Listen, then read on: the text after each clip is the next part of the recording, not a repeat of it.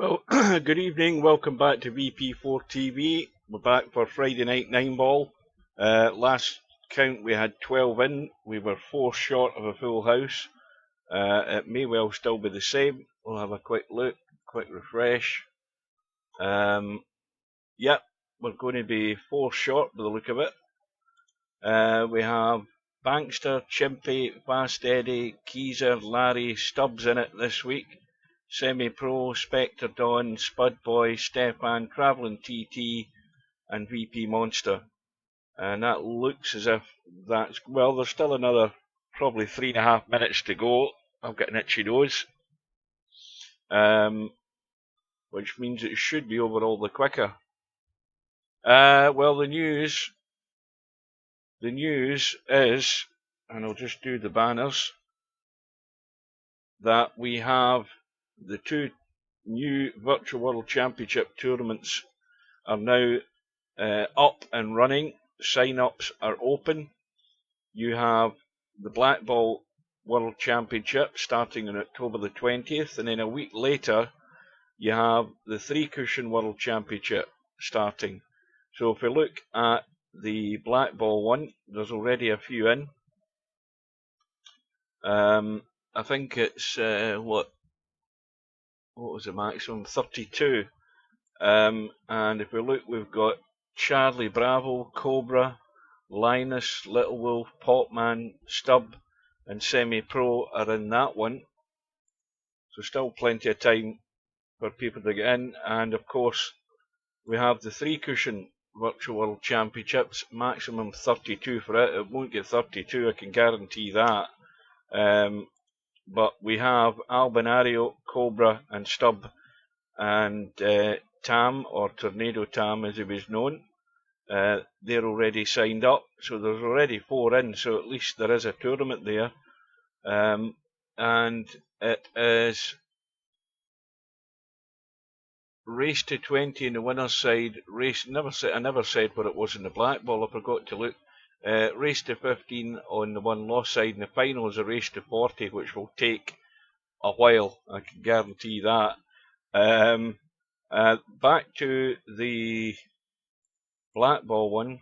The black ball one is a race to 13 on the winner's side, 11 on the loser's side, and a final is a race to 16.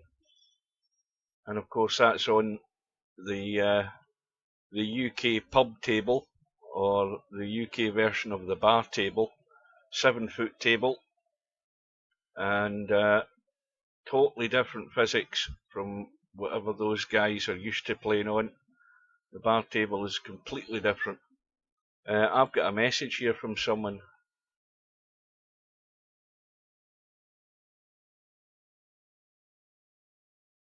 Fast Ed, well, I'm not reading it, but I didn't notice I had one earlier. In fact, hang on, I can read it, just a minute.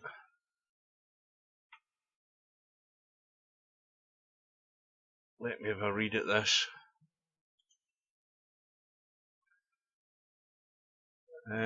Chiku and I are trying to reschedule our match 1 hour 40 minutes from now. Well, that must be a message I haven't read for a while. I didn't even notice I had a message. That was September the 16th. Why did I miss that? Anyway, it's long past. I mean, this is what, this is the 28th or the 29th today, isn't it? Anyway, back to the matter in hand, and I'll just get rid of that.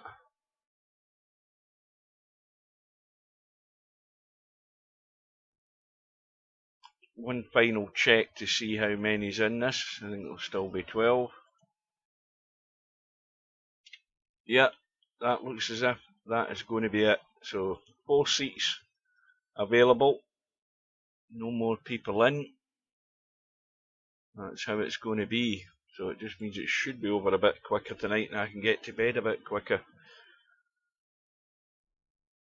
So welcome to anybody that's out there. Nobody said hello yet. Ah, Semi-Pro has. He's on kick. Welcome to Semi-Pro. I notice The Americans are getting their asses handed to them in the Ryder Cup. 6.5 to 1.5. They shared. They were up in 2 matches in the afternoon session when I had a quick look, and they ended up having 3 matches, and Europe won 1 of them. So the Americans have got to probably do a whitewash tomorrow morning to get back into it, or they're dead and buried. Welcome to Chimpy. Right, the rooms are up, and we've got, obviously we have buys. Let's have a look at the bracket. There we go. Quick look at the bracket, see who's got the buys. So we've got Spud Boy and VP Monster in the top match. Larry's got a buy to round 2. Stefan and Semi Pro are underway. Fast Eddie's got a buy. Keys and Inspector Don are playing. Stubbs got a buy. Chimpy and Travelling TT are playing, and Bankster's got a buy. So from that, we're going to go straight into the Stefan Semi-Pro match, and I just need to change the cloth colour, which I forgot to do. There we go, to blue. And Stefan is getting a 5-ball, which is very generous for him if he can get to it, that is. But he won't be getting to it in this rack.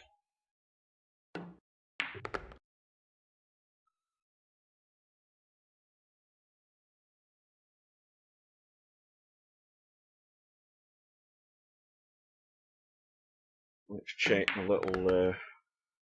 little doodle's working. Wonder do that. The lines are working right. That's working.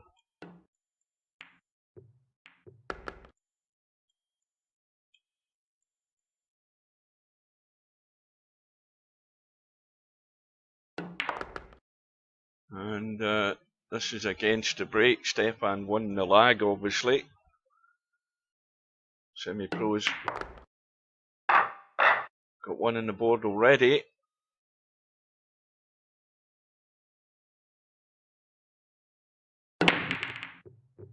One ball looked into the side pocket. 9 balls gone in. 6 balls gone in. 9 ball will spot. And he's on the 1. Now, 2 ball is available. He's going to have to run, but he's going to have to make sure he gets past that 9 and 7.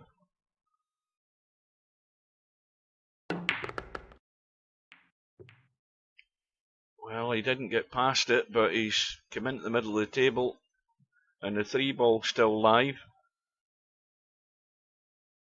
Now, there's one way to get to the 3 ball. That's to cut the 2 and come right down the table and back up the table. He's managing to hold it. The only problem with that, though, is that if you were straighter in the 3, you wouldn't be bumping into the 8. But he should be fine because the 4's over the pocket. Shouldn't be any problem. And there's the problem. He's missed the 3. Worrying about the contact in the 8. I think if he'd went up and down, he'd have probably been maybe a better angle on that 3 ball. Welcome to Blind Hog.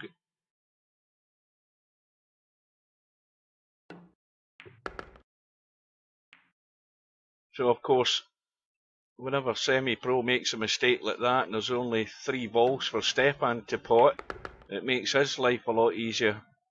Well, he's just done everything he can to make it as awkward as he can. But he should be fine.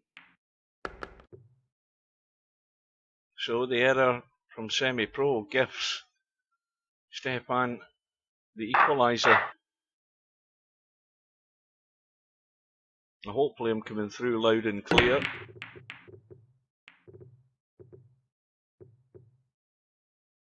Stefan, I think, has come up dry.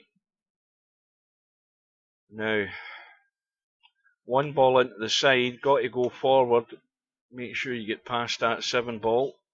So he's got to just push this through, and also maybe maybe a tiny dash of right-hand English here, just to make sure that you go up the table and you can see all of that 2-ball. He's going left-hand English. Well, that was a brave move to get into that gap, because that could have went wrong. Where else is this streaming? Well, you're on YouTube, but you could go to Twitch. You could go to Kick, which is the fastest turnaround. It's like a 1.5 second delay, if there is any.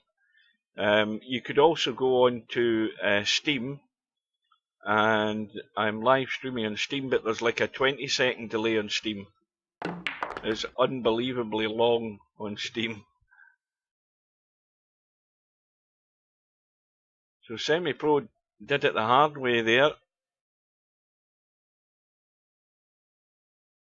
Yeah, Kick is good to go. I'm watching on Twitch at the moment. I've got 7 viewers on Twitch.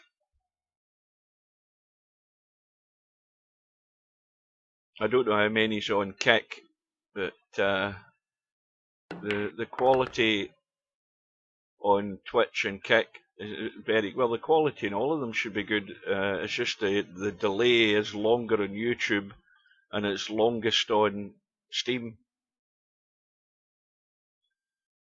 Well, this is not great. He's going to have to play the bank. Got it clean as a whistle.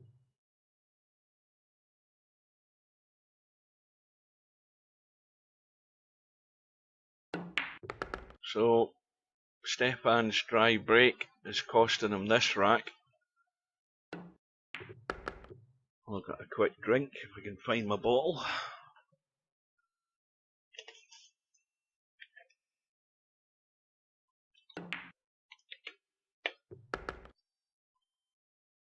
In fact, I didn't notice.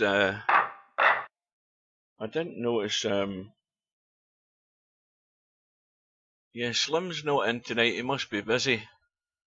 Slim never got in.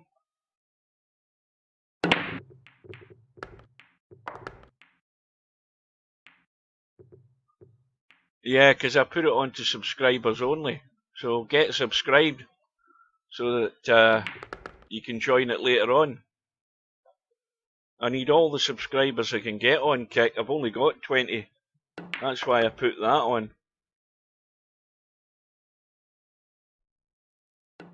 In fact, what are you doing in YouTube? Go to Twitch, it's faster.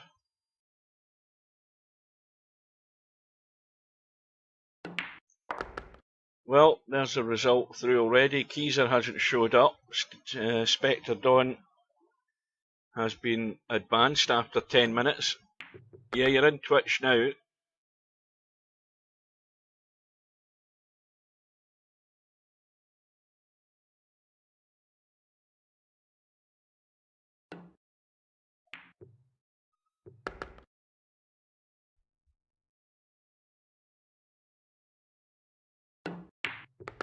Well, Semi-Pro jumps into a 3-1 lead. But always the danger of that 5-ball. 3 balls gone in. And he's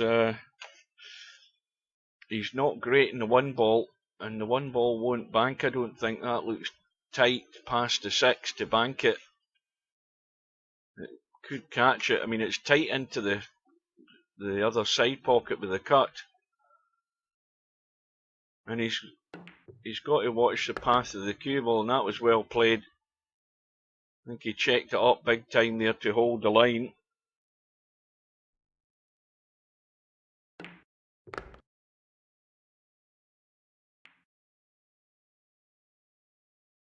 Well, he's hampered slightly, but again, there shouldn't be a problem. Well, that's a problem. That was not a great shot. Especially now that it's the 5 ball he's on, because that's the one that Stefan needs as his money ball. And this is not great.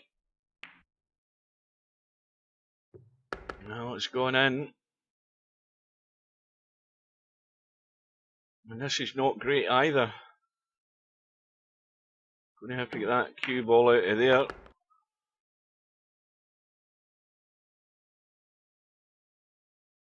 And now the cue ball wants to run away. Now is he playing it up into the corner past the 9? Looks like it. Yeah, plenty of room. So he got out well there, semi-pro. And Stepan is going to have to be right on the spot if he gets a sniff. Well, he got one gift from semi-pro, but he's had nothing since. And it's a 4-1 lead now. But that can change very rapidly. And Stepan just has to believe, he just has to live in hope he's going to get a shot. But more importantly, he has to make the most of it when he does. So semi-pro's turn to come up dry. Now Stepan needs to get a decent safety in here. I can't believe he's going to try and cut this. I mean, it will cut into the bottom right, but he's got to get it safe, and that's poor. That is no good. Okay, it's a very, very tight cut into the side, but other than that, Stepan could be in trouble here. The semi-pro could put him in bother.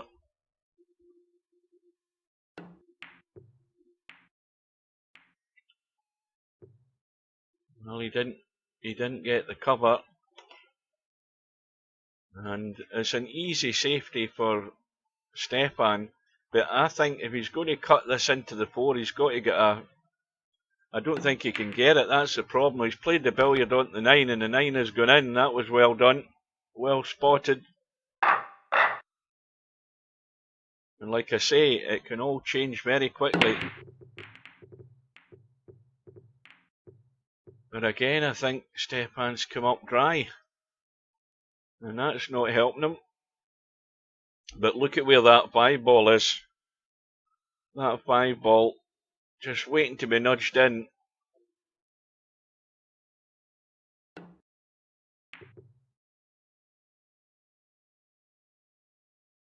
Well, the 1 ball, he could try the cross bank here.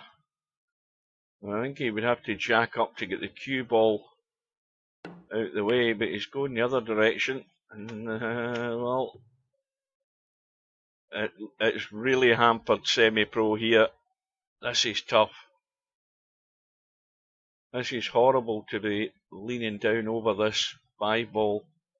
You've got to watch the tip of the cue. Is he trying to cut this? No, he's trying to bank it onto the 5. Now, I think he's not come out good. So here's a chance for Stepan just to go through off the rail, get out into the middle of the table, and combo that 2 down onto the 5. And that's pretty good. Now he shouldn't be missing this.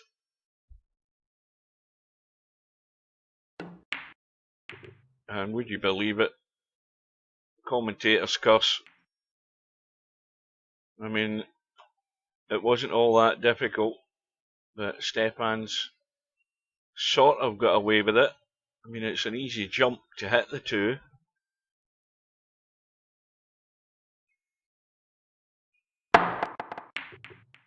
Yeah, he actually tried that. He tried the combo. So again, Stepan's getting a second go here. Now he's got to watch that side pocket. And he's got to watch he doesn't hook himself behind the 7. And now he's got to watch he doesn't hook himself behind the 6. But he's got to go over this side. That needs to spin. And that'll do. That will do. Right, this is just straight onto the short rail and back up high enough in a 5. Well, he's never missing this. And if he does, he's a complete numpty. So there you go. That's how quick things can change. Stepan, now if Stepan can get a ball in the break and get going here, now there's that pattern with the 3 balls, look at it.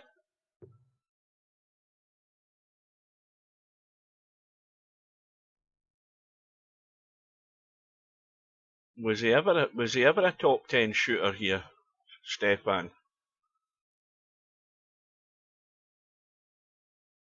But anyway, the good news is he's had a ball in the break, and again he's got to try and avoid running into that 5, 9 and 8. So he needs to dig in here and hold the cue ball and stun out in past it. See, I don't know that that was wise, but he's sort of got away with it.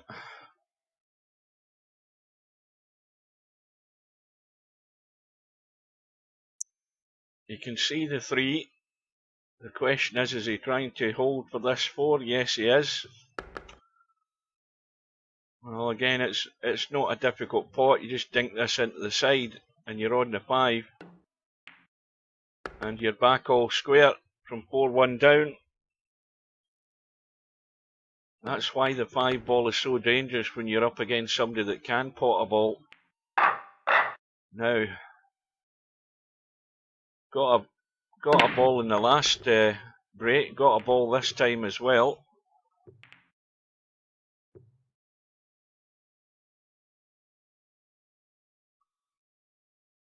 Well, it's the other way around, Stefan. Semi, your rating's too high. There you go, and boom, suddenly Stefan's in the lead. Combo on the 9. And it's 4 in a row for Stefan, and he's also got the 4 ball this time. But he's not got the one now. There's a 3 ball combo there, or a 4 ball combo. 1, 8, 7, and well, that 7 looks as if it's going inside the 3. So it does. Well, he's not left anything easy.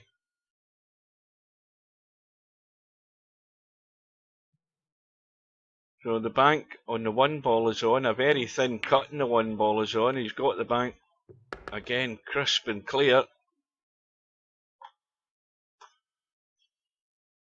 Now it's got to be the 2 ball onto the 3, but that 2 ball could leak down the short the long rail. But he's actually played it well. But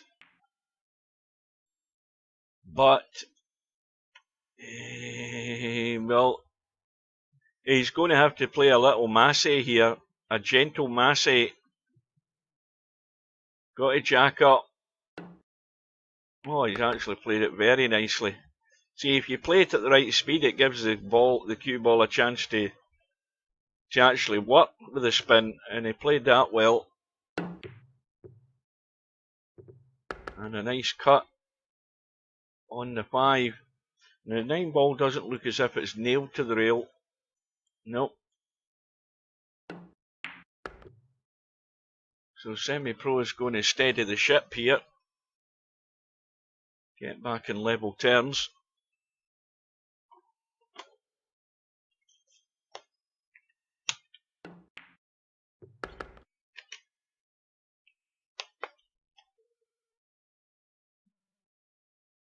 Well, let's just come back a little bit. Check the 9 ball is off the rail, and make sure you don't bump it into the rail first.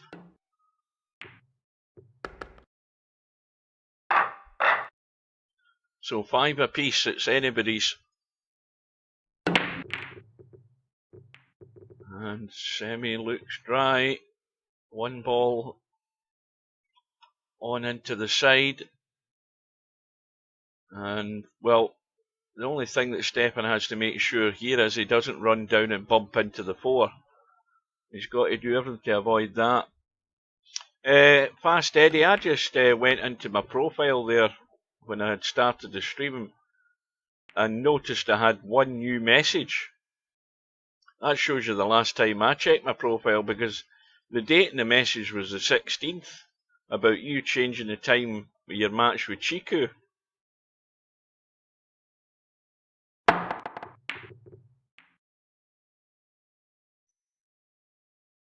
Oh, Spectre Dawn playing stub right now, I didn't know. Oh, of course that was a forfeit, wasn't it? That was why they're underway. Well, we might catch the end of that match.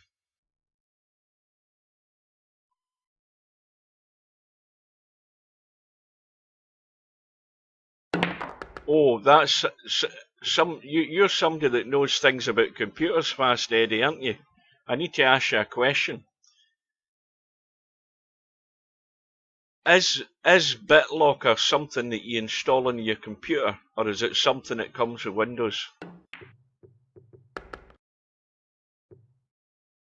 Because I saw, because remember my PC was in getting repaired, and I was looking at my SSD drive.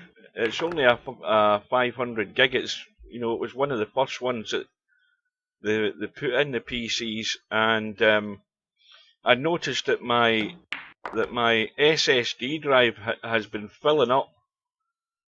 Right, it's been filling up really fast, and I mean, I had about, I don't know, I had about maybe 40 gig left on it. You know, it was in the red. And the first thing I had a pop-up that I didn't get a chance to read on the bottom right-hand corner of my screen, and it said something about BitLocker, and I'd never noticed that before. I've never seen anything or heard anything about BitLocker, and I'm thinking, is it maybe something to do with the guys did when they were doing the recovery in my PC? Because I've also found a Windows 10 ISO, which was in my downloads, and I never downloaded Windows 10. You know, it came with the PC, so obviously they had to reinstall Windows 10 once they'd fixed things. But I'm wondering why my SSD drive is filling up so quickly. And is it something to do with this BitLocker doing updates, or is this not like a thing that protects your drive and I don't know what the hell it does? That's the problem. But whatever it is, if it is that, it's clogging up my SSD drive very rapidly. BitLocker. Well, the question is there any way to control it? That's the question, because I know nothing about it. Anyway, Semi-Pro, I think he's on the 8 ball. Yes, he is. Got to just watch the potting angle.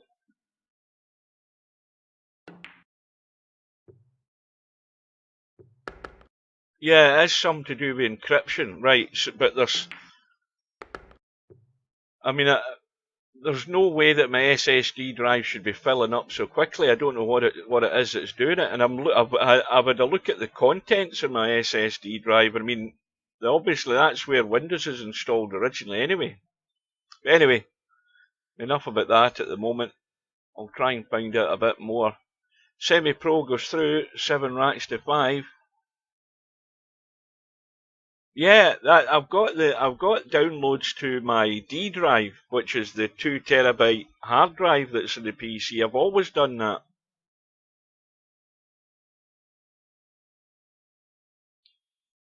What's that? I can't read that for the bloody... Oh, hang on, we're going to get into this match, try and catch the end of it. Spectre Dawn 5-1 up, stub at the table. Looks as if he's going to get one back.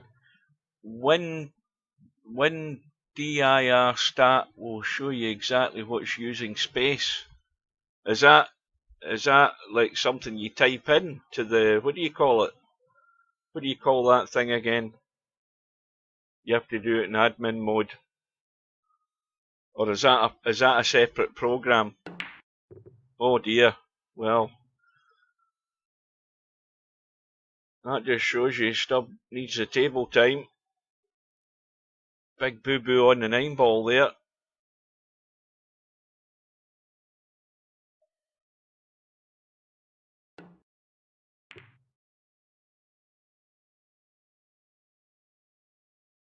Or a separate program. No unless they've changed the default drive. Well, Stub got away with it there. Almost scratched though. Maybe they, I don't know what they, I mean, maybe it reset itself when they reinstall Windows, I don't know. Because I've barely touched the PC since it was working. And then of course I've had that problem where the PC's just been rebooting itself.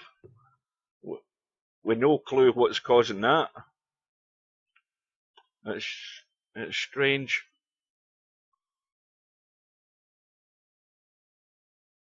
Anyway, enough of my problems. Stubbs got bigger problems at the moment.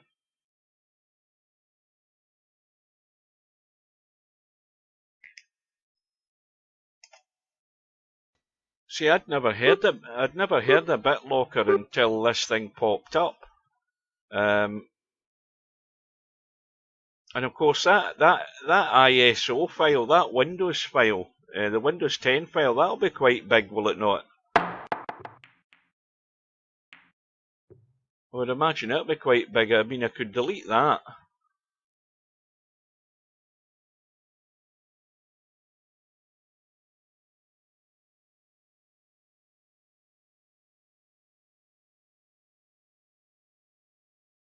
Well, welcome to Mark. Welcome to Spectre.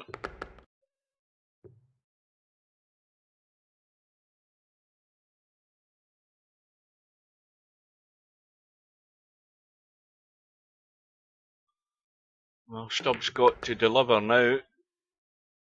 Well, he's going to have to try and hold this cue ball. I mean, the safest route is up and down. I mean, if you start trying to do cute things here, you could end up hooking yourself. I don't know whether he can hold this, but up and down's by far the safest. As long as you get the pace right.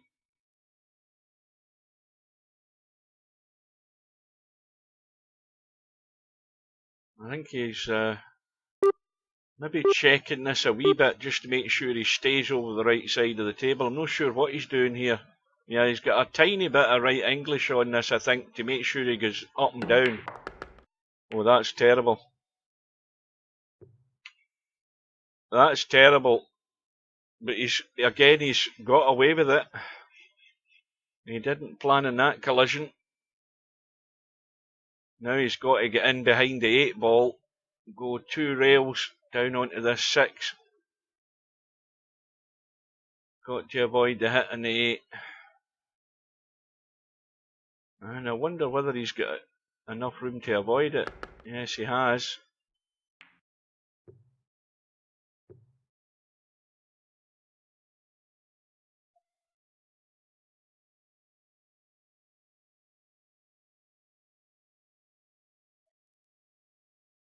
Is this something that recently was added to Windows 10? It must be, because as I say, I've never seen it before, never heard of it, knew nothing of it at all.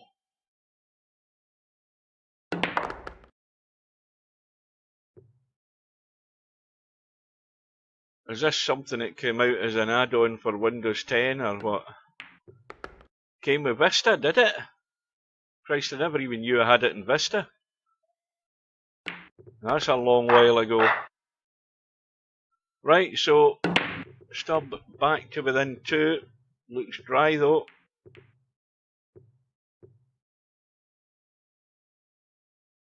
Well, we all know you can't do that against Spectre Dawn. And he's going to have a little bit of a problem here. I mean, he's got more than one problem. First of all, he's on the 2 and he can get to the 3 no bother. The other problem is he has to get onto the 4. And then if he gets the 5 and gets onto the 6, he has to get back for the 7 into the side pocket. BitLocker is a Windows disk encryption feature designed to protect data by providing encryption for entire volumes. BitLocker addresses the threats of data theft or exposure from lost, stolen, or inappropriately decommissioned devices. Yeah, you googled and copied and pasted that well.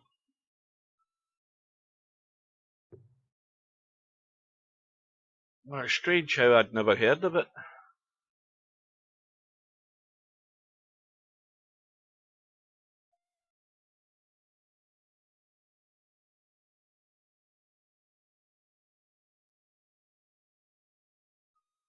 Off the tip of your snout, more like.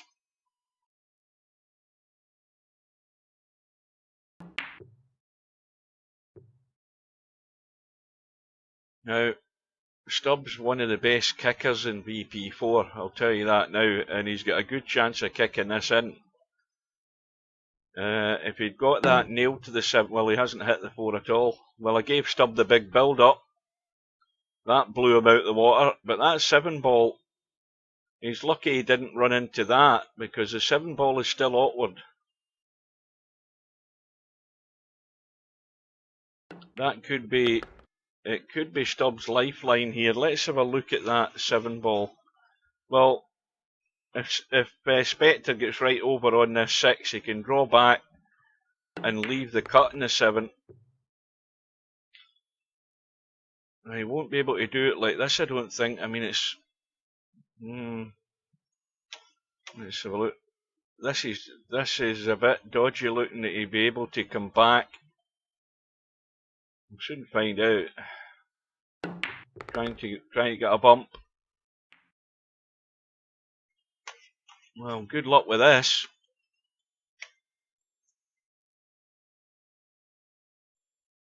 He's right on the top of that 7.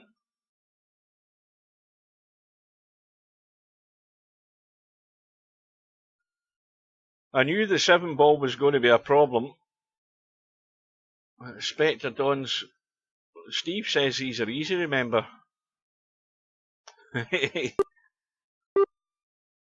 mean, the cue ball's going to be bouncing all over the place. It'll be like pinball in a second here, but he'll be very unlucky not to be on the 8 ball if he gets this. Yeah, it was difficult. So again, Stubbs survives. Now he's got to watch the path of this cue ball here.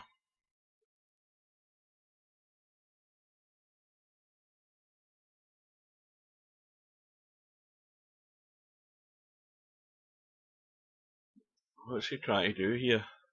Draw into the bottom rail and go back up the table. Yes, he is. That was taking away the possible scratch into the left side pocket there. So Stubb back to within 1.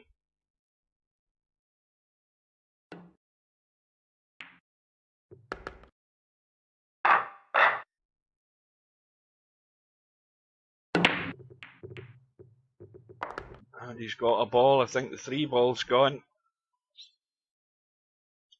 He's pretty much staring down the 1 ball. Probably end up playing the 2 ball up top right hand corner. Hold for the 4. Needs to get...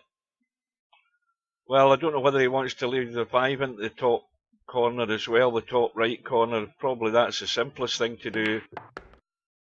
But he wants to get fairly straight in this 5 if he's going to do that, so he can just come back for the 6. Well, this is not great. This isn't exactly where he wants to be. He's got to control the cue ball back off the rail on the right side and back past the 7.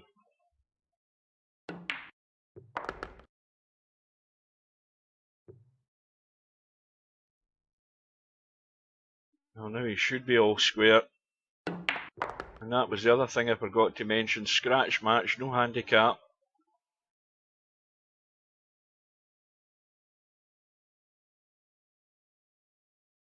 So you've got to think Stubbs' odds in winning this tonight are pretty good because there's only 12 in it. And they'll be even better if we can take out Spectre Don. So we're going to be back all square. Well, he's got himself right back into it.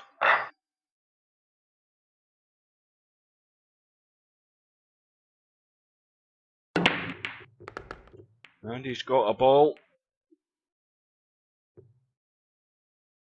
Not got a particularly easy shot though, and of course Spectre Don's lifeline is that 7 ball.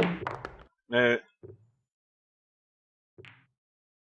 if that was me, I would have been trying to get down behind the 2 to play the 8-7 combo. That's what I'd have been doing. Chimpy's the first genuine result come through. He's beaten Travelling TT.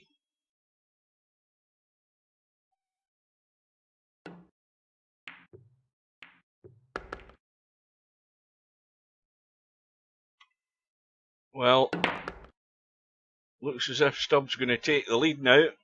There's no reason why he shouldn't. Anything that goes wrong is going to be self-inflicted here.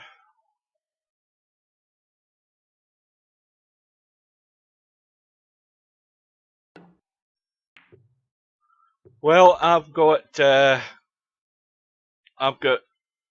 another week to go. My last day is next Sunday.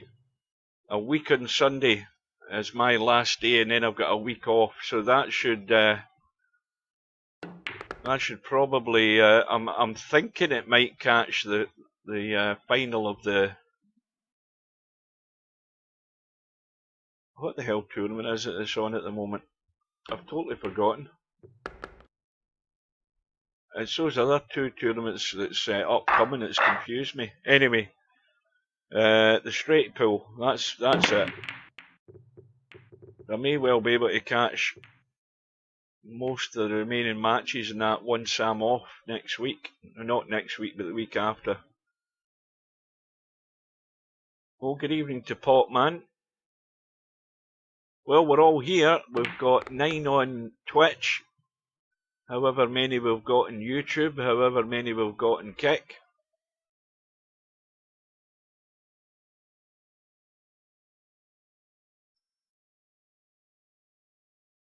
So Stubb,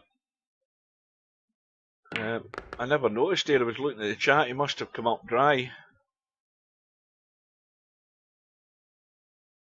Well, at the risk of stating the obvious, I'm pretty certain I would agree with you there, Blind Hog.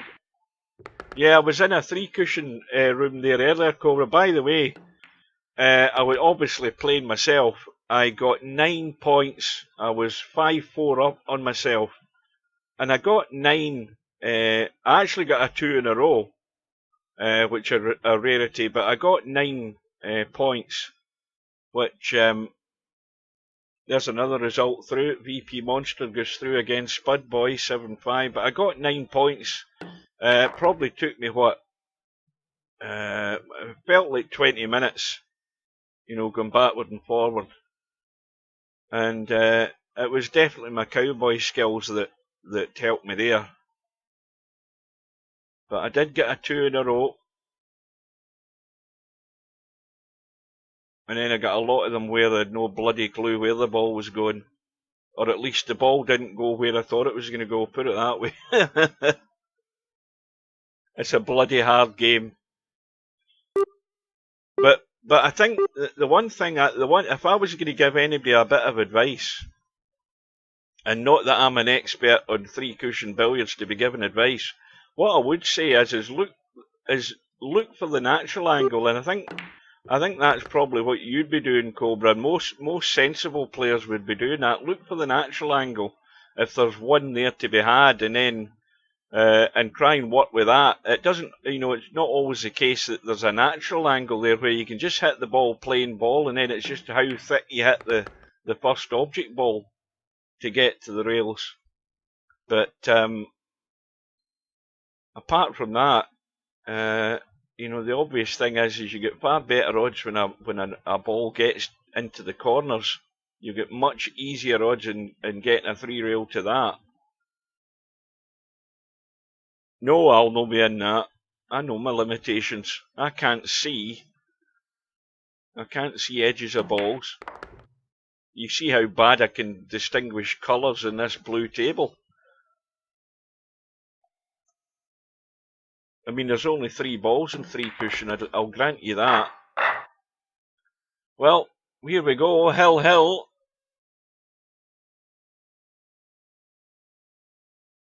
Well, I'll tell you this, Chimpy, you might join it.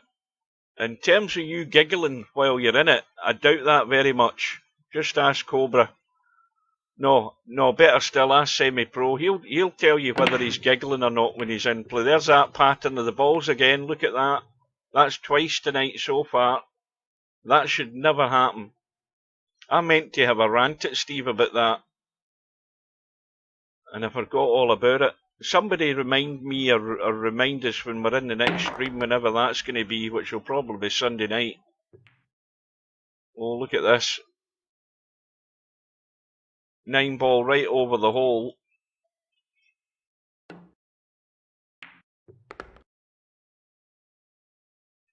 Now, the odds are it's going to be a 5-9 combo, I would think. Or is he trying to get up onto the 4 and play the 4-9 combo, or is he trying to play the 4 into the side? That's the question.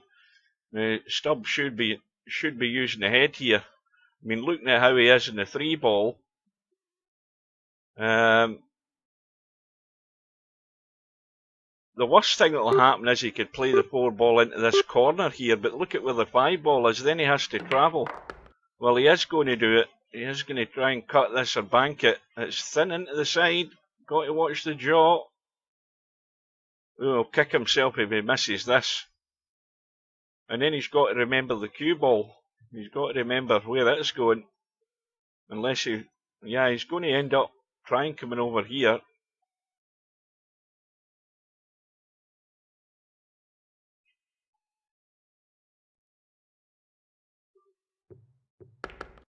And he almost overdone it. And again, he's ran into the 7. And this isn't over yet. I mean, he's going to blast this to make the... or play the billiard, I think. He's playing the billiard. 2-way shot. He's banking the 5, but playing the billiard onto the 9. Yeah. Well, that's a good win for Stubb, considering he was 4-1 down. He goes out. Or... not he goes out. Spectre Dawn goes to the 1 loss side. 7-6 win to Stubb, so he'll feel good about that, considering there was no handicap in it. Let's have a quick look at this bracket to get caught up here. Hang on till I sort this bloody thing. Right, so we've got VP Monster and Larry in round 2. We've got Semi-Pro and Fast Eddie. Semi-Pro's already 4-1 up in that one. We've got Stubb having gone through to round 3. Chimpy and Bankster are going at it. Chimpy's 1-0 up. We're going straight into the VP Monster Larry match. And Larry's 1-0 up. Let's see if we can jinx Larry.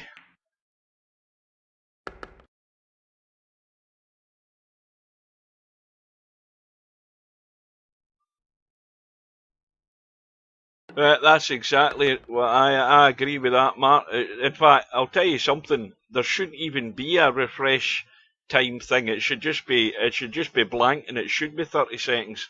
You shouldn't have to bloody keep tabbing that thing to 30 seconds. That's another idea to tell Steve. Steve, get rid of this 30-second 1 minute thing and just leave it as it is and default it to 30. Saves all this tabbing crap. Aye, it's another annoying thing. So that's 2 annoying things. The pattern of those balls in the break, they either finish left or right side, and there's always the 3 of them sat there when it happens, and it should never happen.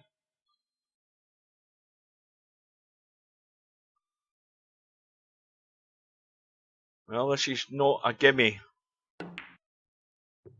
But he's nailed it. Now, all you do with this is just go forward and up high enough in the 9.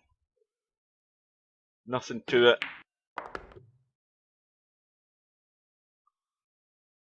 And VP Monster's getting last 2. If you can get a sniff, that is.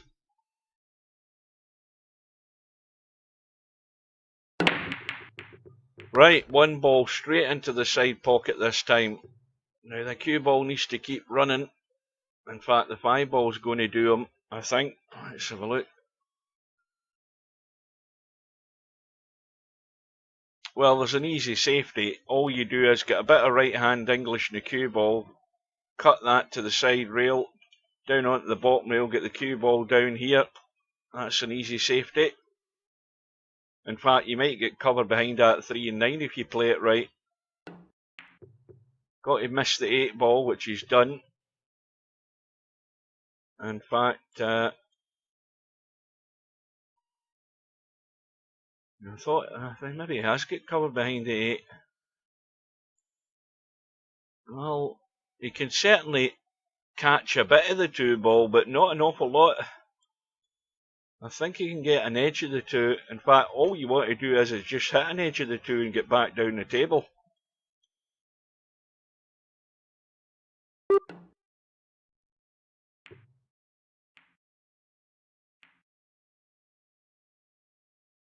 Now,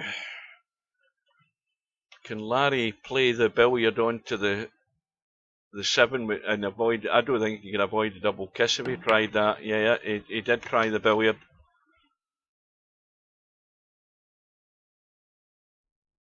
And that 8 ball has just rolled into a spot there that saved Larry's neck, because if VP Monster could roll the 2 and he was guaranteed a shot in the 3, but he isn't now. 3 balls not in a good spot. And he might be hooked here as well. Well, he's not hooked. But again, with this shot here, if you're going to play a safety, you've got to cut. I think you've got to play this with. To me, I'd play this with left English to cut that to the rail and get it to there and check the cue ball when it hits. Well, he's played a combo. He's gone all out for it. And he's, well, he's got something of a shot in the 3 ball. It ain't easy. But when you're committed, yeah, this is not good. Especially with the 4 ball being at the other end of the table. And he's billiarded the 9 in as well. Well, that gets problems out of the way.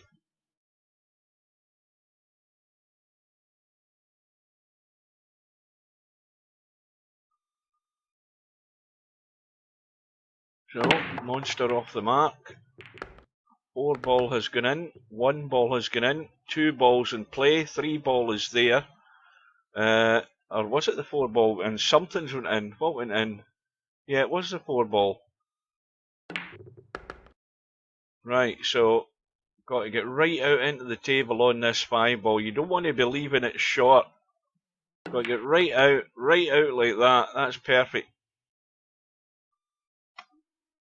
And he's again tempted fate, but there's no way on earth he shouldn't be. He should not be making a mess of this. And all you do with this is just go forward and come down far enough.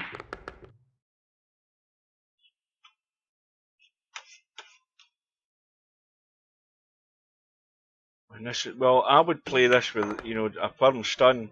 Mind you, he only needs to the last 2, doesn't he? So that he doesn't need to get on the 9. So 2 apiece.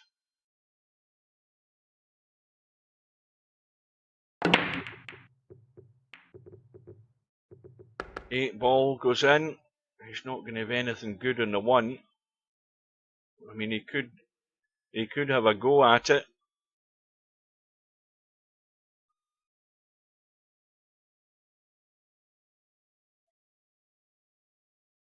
What's all this lovey-dovey stuff going on in the chat? Is there something I don't know about?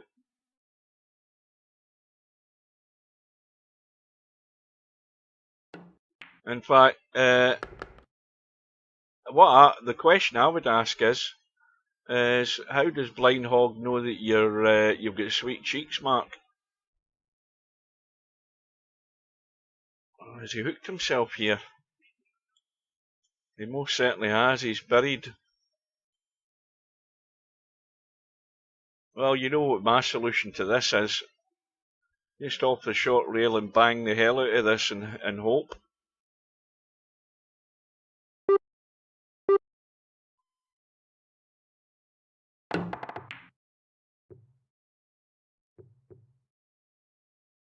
Well, that's all you could do. Just give it a belt. You never know.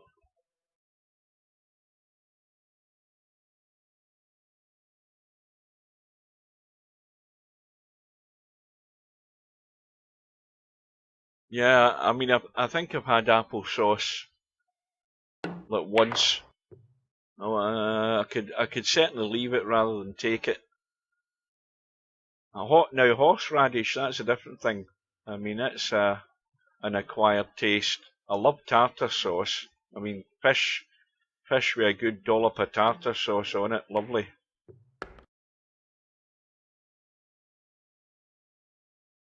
Well, Larry should also get himself back in the lead here.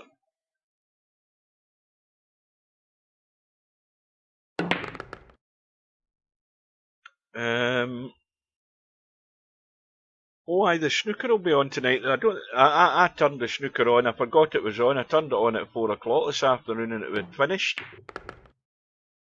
I don't know who's playing tonight.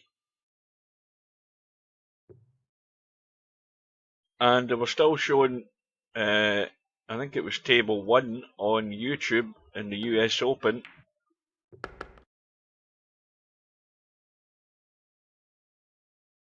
So Larry very quickly restores the lead.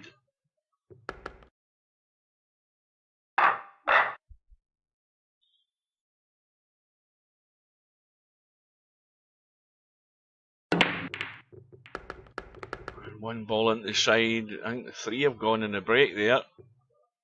And look at how he's sitting in a 2. Absolutely perfect. Now, can he do a little dink back for the... No, I don't think he wants to risk that. He might leave the 3 long here. Yeah. Well, he's just got to pot this 3 and run on to the 7. He doesn't want to try anything elaborate. Just pot the 3 and make sure you run onto the 7 and don't run behind it. Now, 7 ball is still good.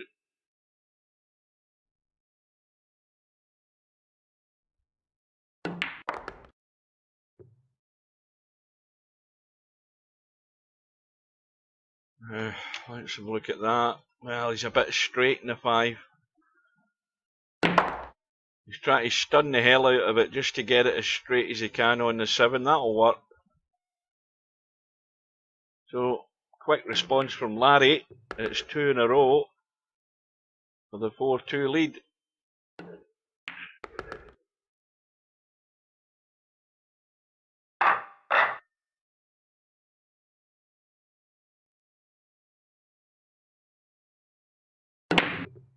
One ball into the side again. 2 balls. I think it was a 6 and a 4 into the bottom right. And he's sitting very nicely in the 2 with a nice angle just to come back up.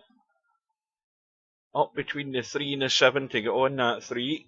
And Spectre Dawn 4-0 win against Stefan. After his... was it a second round defeat? Stubb got a bye, didn't he? Yeah. And Larry looks as if he's meaning business here. The breaks worked well so far for Larry's. That 1 ball on the side, certainly a couple of times, as well as other balls dropping in.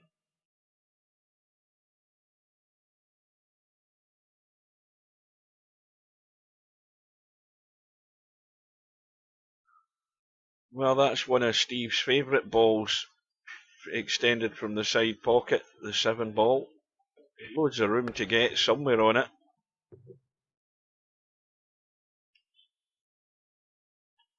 Now, he's fine. Just a little dink through it. And 9 ball well off the rail. So again, it's just about getting high enough past it. So it's a turnaround from Larry here. 3 in a row now. And Monster's not really done anything wrong. Well, let's see if Larry can get this 1 ball in the side again. Not this time, but the 8 ball went past it and kicked it in. He's certainly... Is he going to try the jump on that 2 ball and play the combo? Because he's fairly tight to this 4. He's not got a lot of room to go over it. This will be a good shot.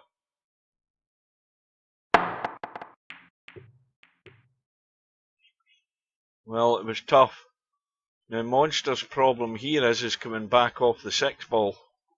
Now the 3 ball does go past this 5, and that, well, he's now in trouble because he's the wrong side of the 3.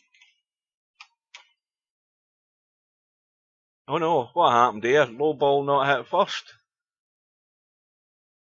Ah. Oh dear, well that is a mistake. Well, that's a free goal for Larry. I never noticed that.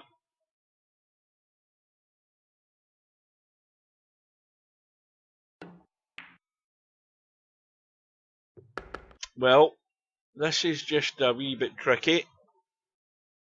Now, he's got to get round on the short side of this 6 unless he's going to leave it square, which would be really awkward. He just dink around the corner here and get over. Well, he's going to leave it long or into the side. Well, he's going to be playing it long. He's not playing it into the side. And then he's just got to go through and leave the 8 into this corner by the look of it. Oh, he's under hit that by a country mile. He needed to be a wee bit more aggressive than that. He wanted to be there. He didn't want to be here.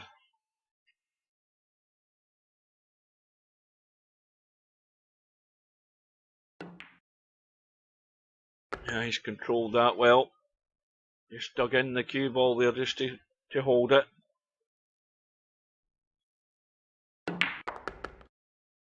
Well, the big mistake was from VP Monster there, hitting the wrong ball.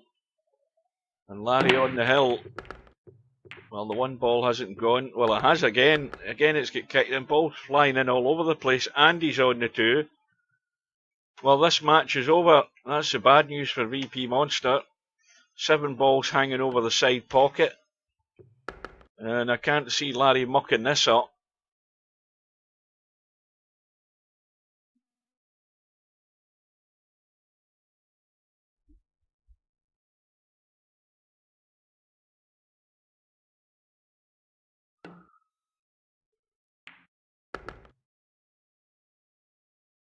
Now, there's 2 ways to go about this. You could run forward, which would be lots of running, or jab this in and come back. You see, the problem with jabbing it in is you've got to get that sweep. And that's a mistake made there by Larry. He had 2 ways of doing it. He had the more awkward way, which was running forward and all around the table. But Monster's thrown away a gift of a chance there. And he's got away with it, unless Larry just nudges this 6 onto the 7.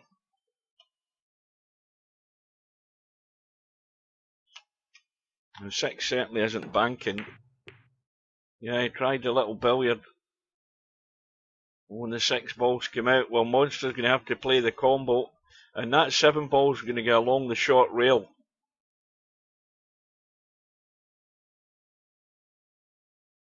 If he gets... I mean, that's obviously if he can get back across to the rail, but if he plays this 7 onto the 8, the 7 ball's going to go that way. And he's trying to get below it. Oh, now he's again got a awkward shot. Got to watch the tip of the cue again here. And that certainly can't play it from that. Look at where the tip is. No, he's good. So 8 ball. We'll get him at least 1 right back. That's a long road back for Monster.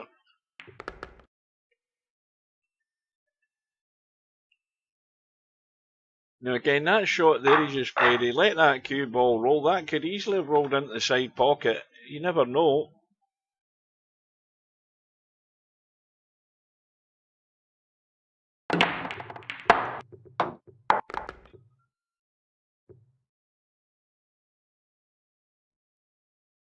And of course he's committed the cardinal sin there off the break.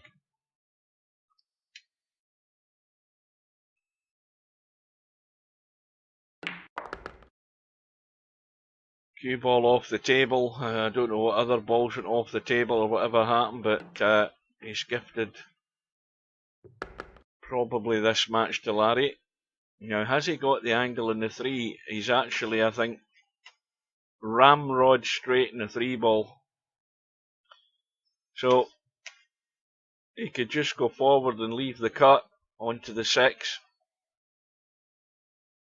He can pinch a bit to try and come this way with the cue ball. He can pinch it a wee bit.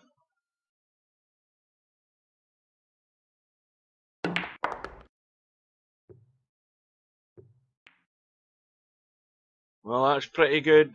And there's another result through it. Fast Eddie is taken out semi-pro by 7 racks to 5. And Larry is about to take out VP Monster by 7 racks to 3. Well, again, he can just play this in and come back off it and leave the longer cut, but he can run up the table and down, and that will do. So just a drop in and a 9 ball into the corner.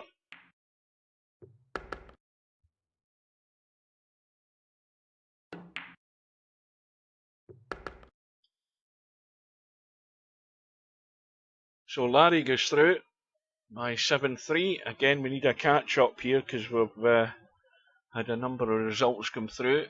So now Fast Eddie is going to be playing Larry, and Chimpy and Bankster are still going at it. Chimpy's 5-4 up. We'll drop into that. Bankster's getting a handicap ball. Maybe the match is over by the time we get into the room. Are we going to get in? Yes, we are. Oh, look at where the 8 ball is. And Bankster's getting last 2. Now,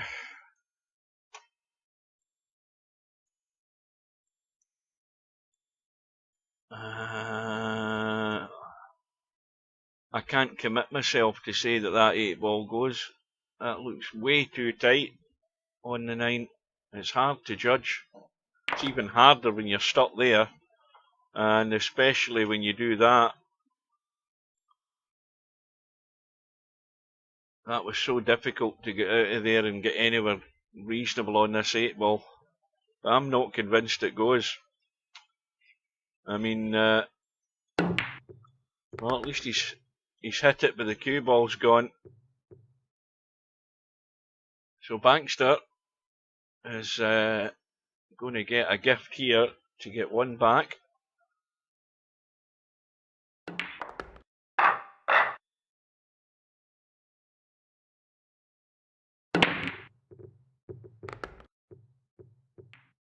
Four balls gone in. He's got no great shot in the 1. I mean, he can thin cut this into the corner. But I think if you're going to thin cut this, you've got to just try and hold the 1 rail. No, he's ducking and diving. And that's the right thing to do. If you've got the safety shot, why take the risk?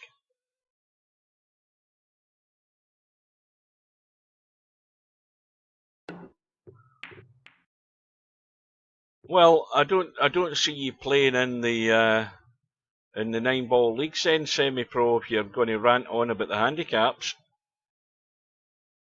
which you did, and again you did do it when the 9 ball leagues were up previously, and you paid the price for it.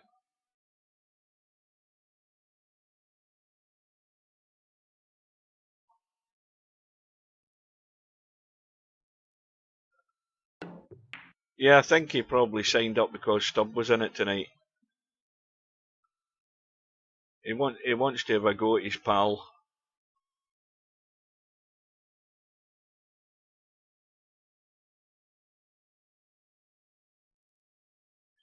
And Stubb, of course, has signed up for the 3 cushion tournament as well as the black ball, so he's trying to give himself better odds at winning one of these things.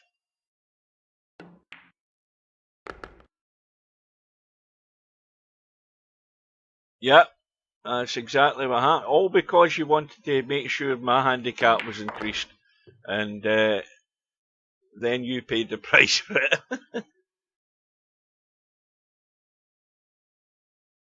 That's why you're better leaving well alone. Meanwhile, Bankster is on the comeback trail here. Remember, he just needs one of the last two balls. Now, the one thing you do is get high up the table. Don't underhit this. You'll get loads of acreage. Well, that's crap. There's no better way to describe that. That is really crap. There's no way Bankster should be playing shots like that. He knows fine well he's got 8 foot of table to get that cue ball up onto the 8, and then he ends up having to make a cut. But he dug a hole for himself there. He's trying to make life difficult when he's trying to get back into it. Well, he's back to within 1.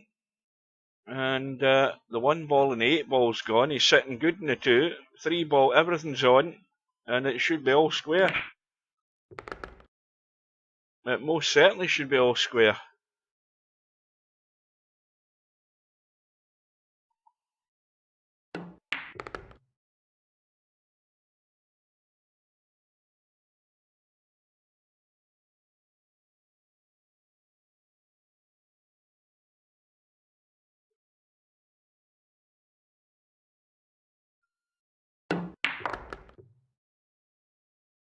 Well, this is going to be the test.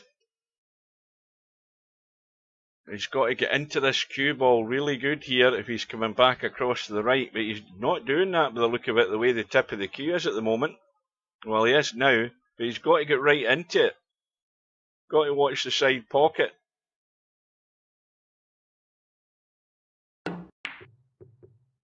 Yeah, that always then makes the shot that more difficult. Well, Chimpy's got the same problem, although he's got an easier shot. And again, this is just about judging the pace in the cue ball and deciding whether he wants to go right or left of this 6 ball. He's going right. And he's pretty perfect on it. So Bankster had his chance there.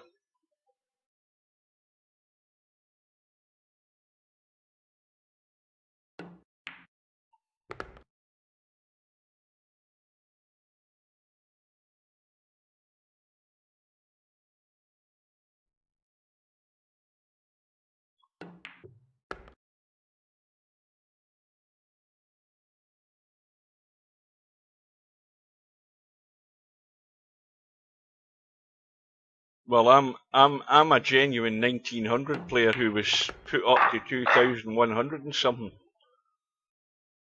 Because I don't play.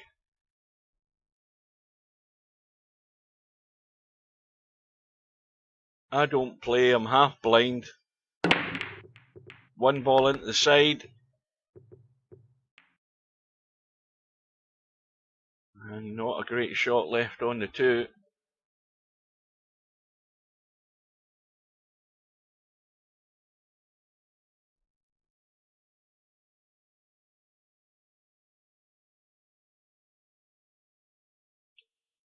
Well, there is a safety on. Again, you've got to get this. Well, I don't think he's thinking of that, but there is a safety on. Again, you can cut that 2 ball behind the 5 onto the short rail. You've got to get it thin.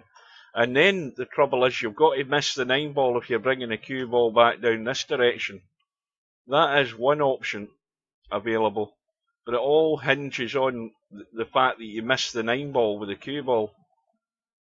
Chimpy looks as if he's going all out. No, he's not. He's trying to duck behind the 5. And he hasn't got there. Now, if Bankster can control the cue ball, he should have Chimpy nailed here behind that 3. You've got to be brave enough to play it. And that's not great. I mean, it's a hook, but it's an easy jump shot for Chimpy. The only thing is the cue ball may well end up somewhere in this corner. Because it's going that direction. And he probably won't have a great shot in the 3 if he does pot this.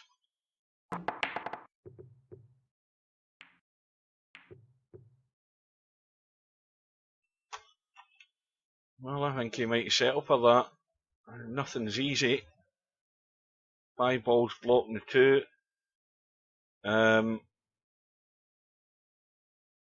The cutting the 2 into the corner is obviously on.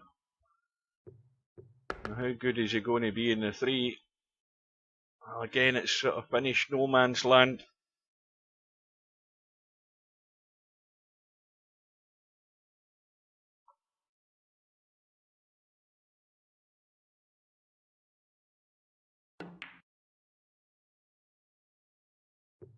Oh, it's a good effort. But it's probably going to be his last shot in this match.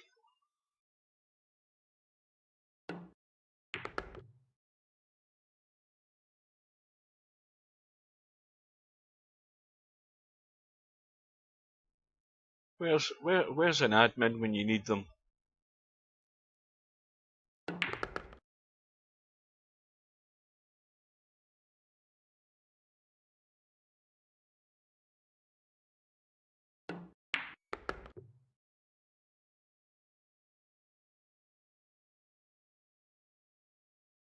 So Chimpy just going to complete the formalities here. And VP Monster has battled on. 4-0 win against Travelling TT.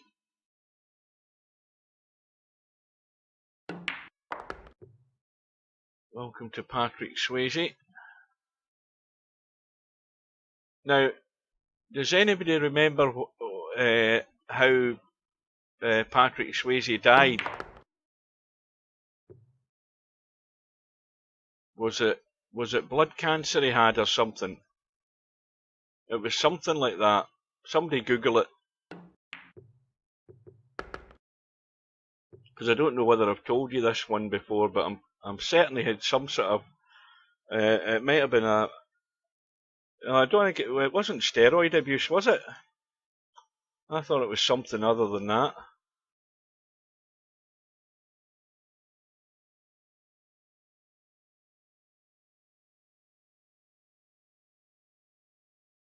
Bad. I was convinced I was convinced it wasn't drugs. Yeah, cancer. Right now, here's a little thing. I think I've maybe mentioned this before, but if you watch, pancreatic cancer. That's correct, Hogster. You're correct. Right now, the reason I'm saying that is he was in an episode of MASH where he was supposed to give a blood transfusion to his mate that was in the hospital in MASH, and they found out he had blood cancer in it. That was the episode he appeared in MASH. That's why I always remember Patrick Swayze for that reason. I just thought I'd bore you with that bit of information. Anyway, right, let's have another catch up here because we have Larry playing Fast Eddie. Let's have a look at that. They're 2 apiece at the moment, and Stubb is now going up against Chimpy. And now on the one-loss side, we've got Semi-Pro and VP Monster just about to go at it, and I think we're going to join that match. Race to 4, we'll probably catch the end of the Stubb Chimpy match after this one. Now, is that room up yet? Right, we're in. Semi-Pro's in.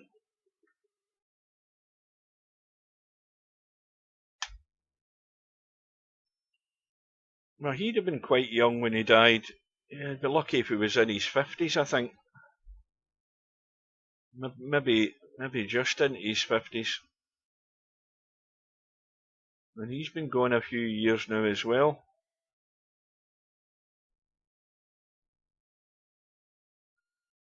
Well, here we go.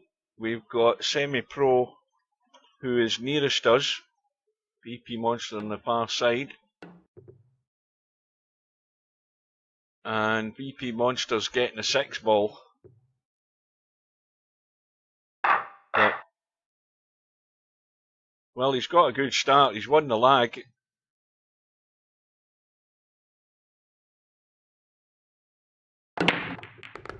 And a couple of balls have gone in. The 2 ball was one of them. 6 ball might be another one as well. But look at, is it that 3 ball blocking the 1? No, it isn't. The 1 goes, but he's fairly close to the rail, so he's having to dig in. Now,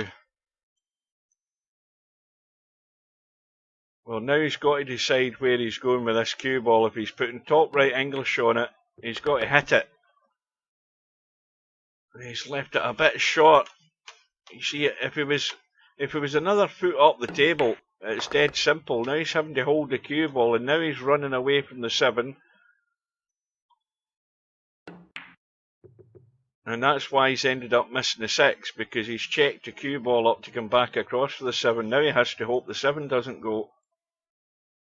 And, well, that's really tight. It might go in off the jaw, but you've got to be right behind it to play that. He might try and bump this. Yep, he'll settle for that. And that just went pear-shaped there for VP Monster, simply because he didn't get good on that 1 ball. And as soon as you start getting the wrong side of a ball, you then have to start doing other things with the cue ball to get back into shape. And that was his downfall there. He had a great chance to get a good start, having won the lag. A couple of balls in the break or whatever, but couldn't get the job done.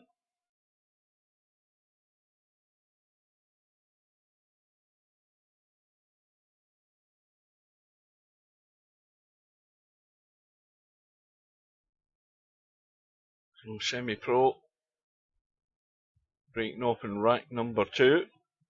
Of course, we need to remember it's only a race to 4.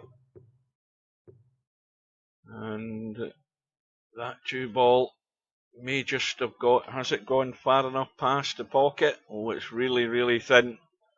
He's going to blast this and hope that he's going to have a shot. If he does that, maybe tried a little billiard as well.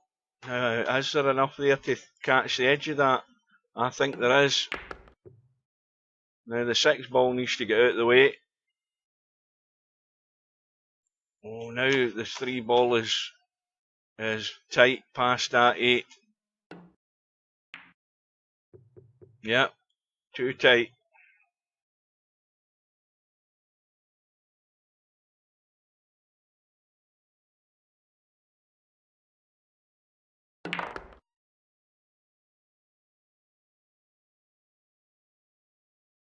Well, I think he'll come back the way. I don't know that he would want to go forward to try and go in the short side of the 5. He's going to come back. Yeah, he's perfect.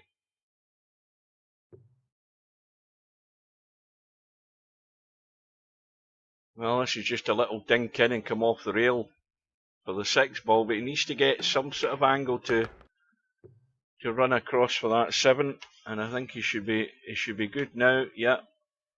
Now he's got loads of right English to make sure he misses the side pocket. Loads of it.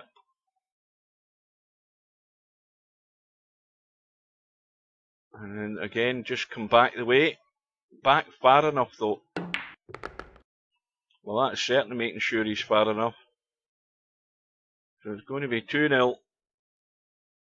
So Monster's had chances to get 2 racks on the board, but they've both gone south. And in a race to 4, you're really up against it. That's another person that's missing tonight. LS3 isn't in this either tonight. They must have been late arriving. And there's that pattern of balls again. Look at that. How many times is that tonight? 3 so far. We've had that pattern of balls off the break. Well, this is video evidence to be telling Steve that we should not be having this happening in such a regularity. Now, good length of cue ball.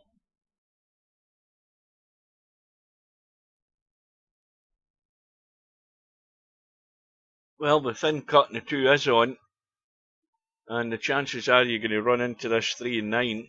Now, this is just a hit and hope though. Well, in fact, he's missed it.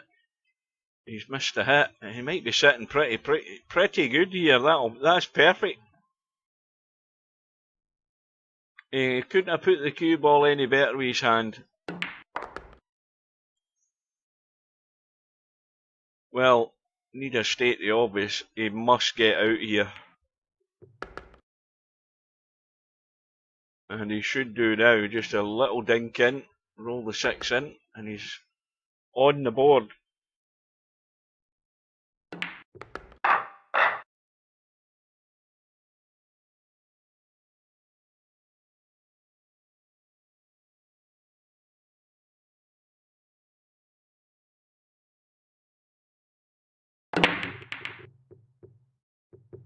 Five ball has gone in.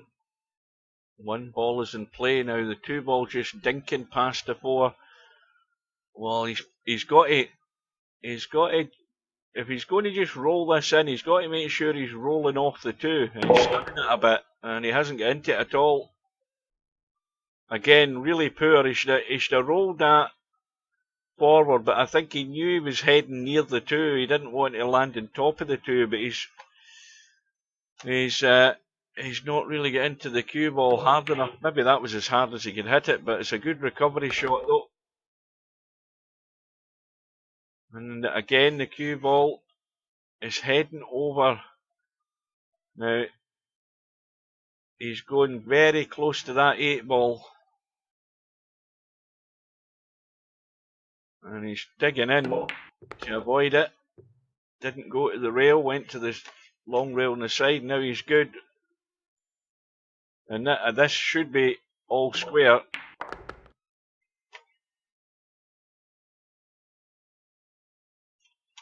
Well, he can play the same shot he played 2 minutes ago. Big stun.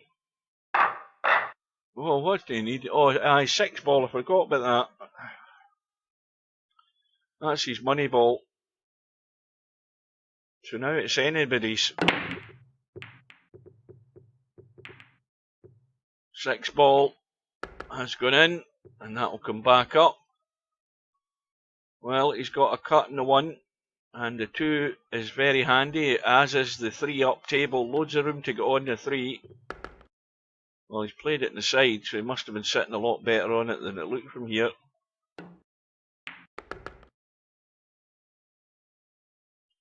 Now, he can come right back off this 3 ball and draw if he wants to play it, and he's bound to be in the 4 into the side. He's got to juice it up though to get right into the cue ball, stop it going to the short rail. He's going to the rail and he's starting to spin it up. See, that's no good. It's no good simply because he can pot the 4, but he's just, you know, he's having to run the cue ball more again, and now he's having to avoid traffic.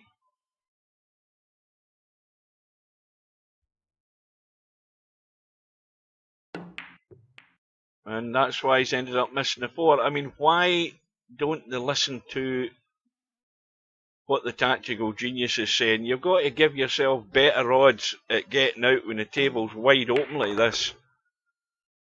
And he played that wrong. He should have done what I said. I mean, with that long shot, he should have dug right into it to get out of there. He would have been fine, because he would have had enough pace to get up to the side pocket.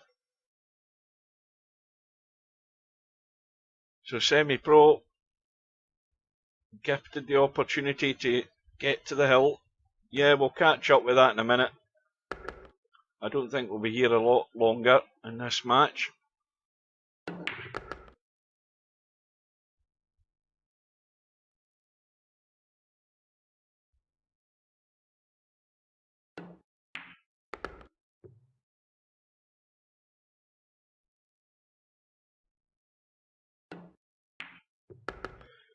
How long have we been on? An hour and 25 minutes. So semi-pro breaking for the match. Let's see the pattern this time. Totally different. They either break all over the place like that, or you have that pattern with those 3 balls on far too many occasions. But the 7 ball's gone. He's on the 1. 2's handy. Now he must get the right angle in this 3 so he can run up table. And that will do. You can just go straight forward here.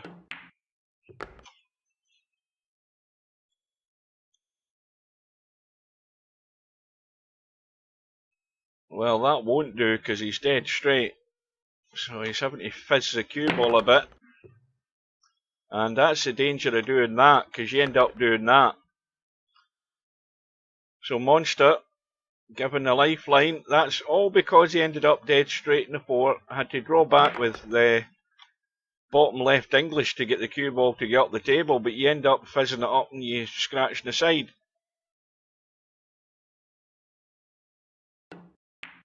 So, oh, watch this. I mean, there's the numpty shot of the night. That is it, folks. You have just witnessed it there. And you'd have thought VP Monster would have enough scruples upstairs to realise he was going to do that, wouldn't you? I mean, that is it. Numpty shot of the night goes to VP Monster. And you can tell him that from me. He just blew himself out of the water. So, 4-2 to semi-pro. Let's just head out and get straight in to what's left of this match with Stubb and Chimpy. Stubb 4-0 up. So Chimpy's got his work to do, especially where he's sitting on this 1 ball. I haven't got XSplit Broadcaster set up. It was all removed from my PC when it went in to get fixed. I've got XSplit Broadcaster reinstalled. I just don't have. I mean, there's an awful lot of setting up to do to get it the way I had it. It's far too much time.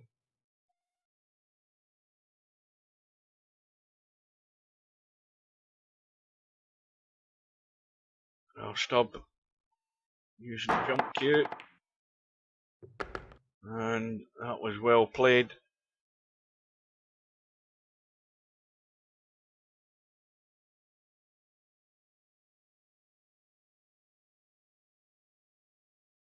What in the well, it was well played. He's left a jump here for Chimpy, I think. What in the straight pool? Is it on the bracket? On the schedule?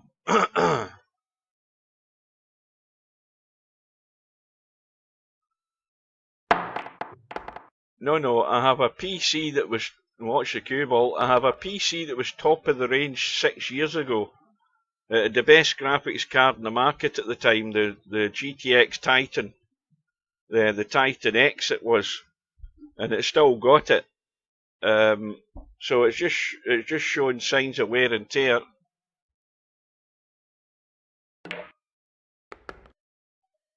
Well, that's a contradiction in itself. That sentence. You can't drive a car that's breaking down. It won't go. Well, the Titan card still runs all the games pretty well. Admittedly, though, with Starfield's down at its lowest settings when you use NVIDIA. What do you call it? The NVIDIA program, because it'll set your game to the optimum settings, and it's got most of the things turned down low so that it runs smooth on Starfield. But you can see the difference when you go and watch some of the videos on YouTube where the guys have got 4090 NVIDIA cards, top of the range NVIDIA cards now. Everything looks sharp and crisp and glossy and all of that stuff. And of course the games are getting made now where they're demanding even more on your graphics card. That's just the way things progress. So stands to reason that my PC is now showing signs of age. I mean, when I got it, what was it, 32 gig of RAM at the time? One of the earliest ones to have an SSD drive in it, only 500 gig. That was like the top one at the time. Top graphics card in it. What was it? I can't remember. Is it an i17 processor or whatever the hell you call it. I mean, everything was top of the range. It's one of these Republic of Gamers, big beastie thing. And it was the first PC I had with one of these USB 3 thing on it, the wee dinky one.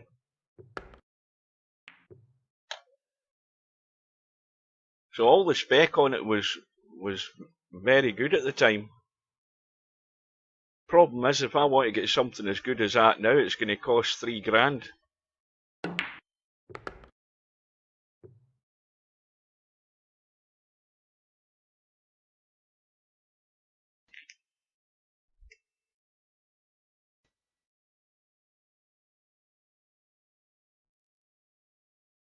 There's no way I was ever going to change my PC simply because of Windows 11. I couldn't give a shit what version of Windows is on it. Because the first thing I do is install Classic Shell and have it back to looking at Windows 7. It's the first thing I do. I can't get my head round the way Windows looks in Windows 10. It's horrible. I don't like it. As soon as I got the PC, when this one was new, I said, I've got to get this back to Windows 7.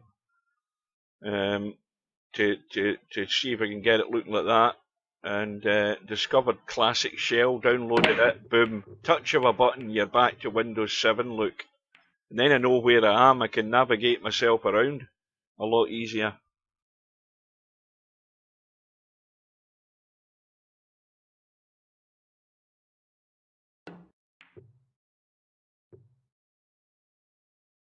Well, Stub in a commanding position here, 5-1 up, played a good safety, got Chimpy in loads of trouble.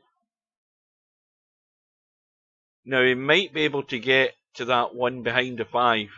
I think he's got a line just past the side pocket on the right hand side. If he goes this way, it's tighter to get to the 1 going this way.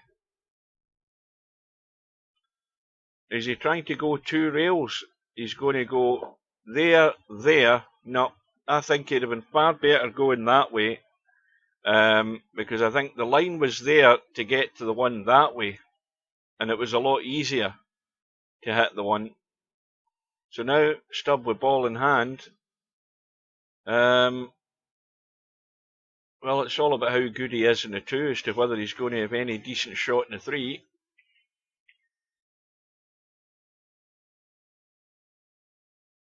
Well, if you know, there's probably a lot of guys in here who all they do is play VP4, and they don't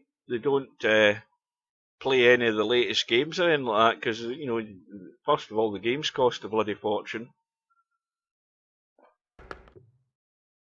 Well, that's one reason I prefer Windows 7 the way the menu is. You know, the old-fashioned menu on the left-hand side. All these boxes that they have in Windows 10, I was totally bewildered by them. I didn't have the patience to sit and piss about with them to find my way around to somewhere I wanted to go. I wanted it straightforward and simple. You open up the panel and you've got control panel, all the listed stuff up and down. That's what Classic Shell does for you. So if you don't like Windows 11 the way it's laid out, just download Classic Shell and set it back to... Takes 2 seconds to do it. You just tap the button and you have it back to looking like normal, even though you're in Windows 11 or Windows 10. Takes away all that crap that you're not familiar with.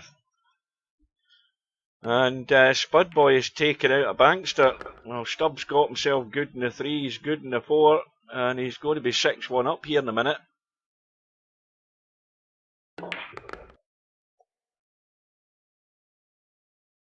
Chimpy getting last 2, but it's hard work now for him.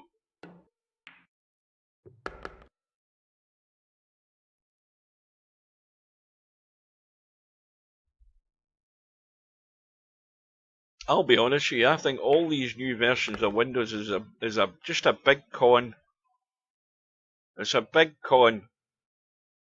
And it's just simply to make money. There's no other reason for it. I mean,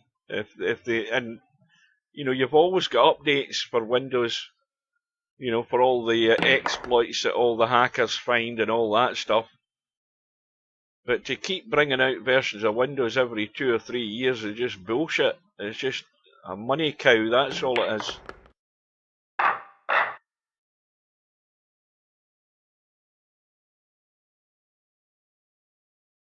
And then to have the cheek to bring out a version of Windows where they tell you your PC's no good for running it is a load of crap as well.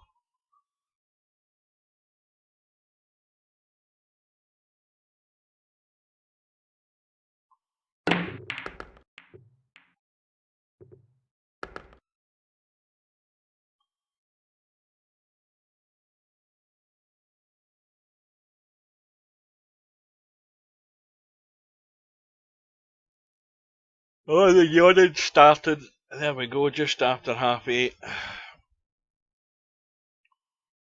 We're on the slippery slopes, I'm afraid. Yeah, that was not an easy 2-ball. So Chimpy has his chance.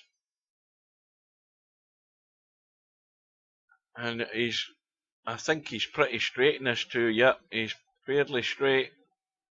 And he wants to get good in this 4-ball so he can drop onto the 6, and he's good for that. But the problem now is he has to get out from behind that 9-ball when he plays the 6 so he can drop onto the 7. And he's got the angle.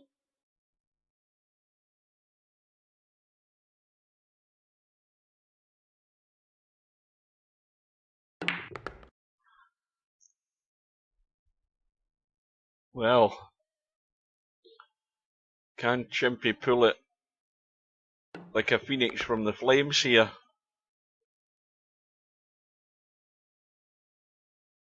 Well, there must be millions of people with a cracked version of Windows, which is probably another reason to keep bringing out versions of Windows.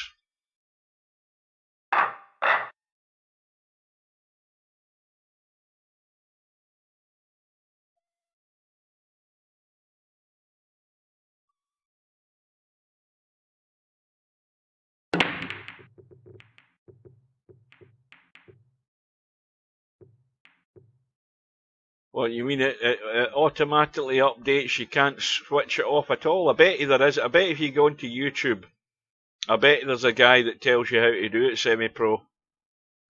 I'm pretty certain that'll be an easy fix if that's what you want to do. I'm willing to bet that there's a guy. If you just go into YouTube and you type, how do I switch off automatic updates in Windows 11? I bet there'll be loads of videos on it. Right, there's another result through. Fast Eddie has taken Larry out by 7 racks to 5. So Larry's moving over to join the motley crew on the 1-loss side. Yeah, you can't, but I'm telling you, I bet there's a fix in your regedit that'll probably allow you to stop it.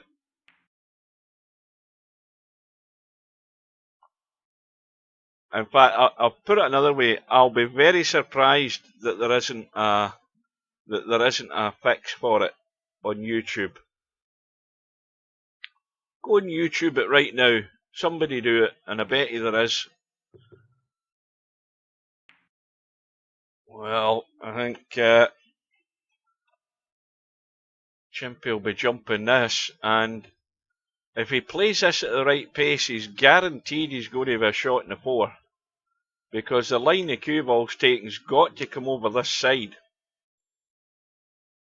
In fact, tell a lie, I forgot about the 3.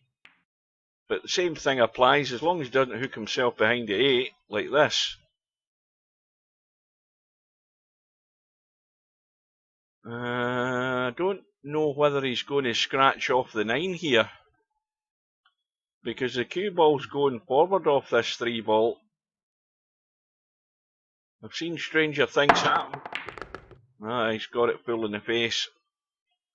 And he's absolutely dead straight in the 4 here. It's not getting easier for him.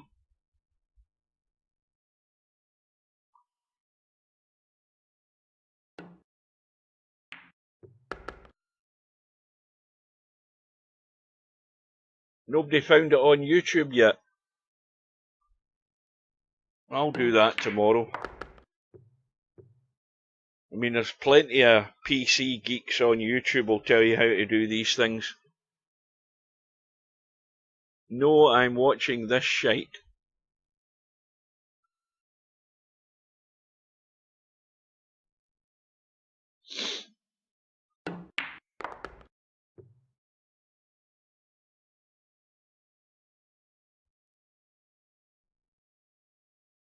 Well, Chimpy's hanging on in there at the moment. There, I told you, see, Fast Eddie. So it says in Google. See, I told you. So you just bring up, you Control Alt Delete and get into services. Is that what you do?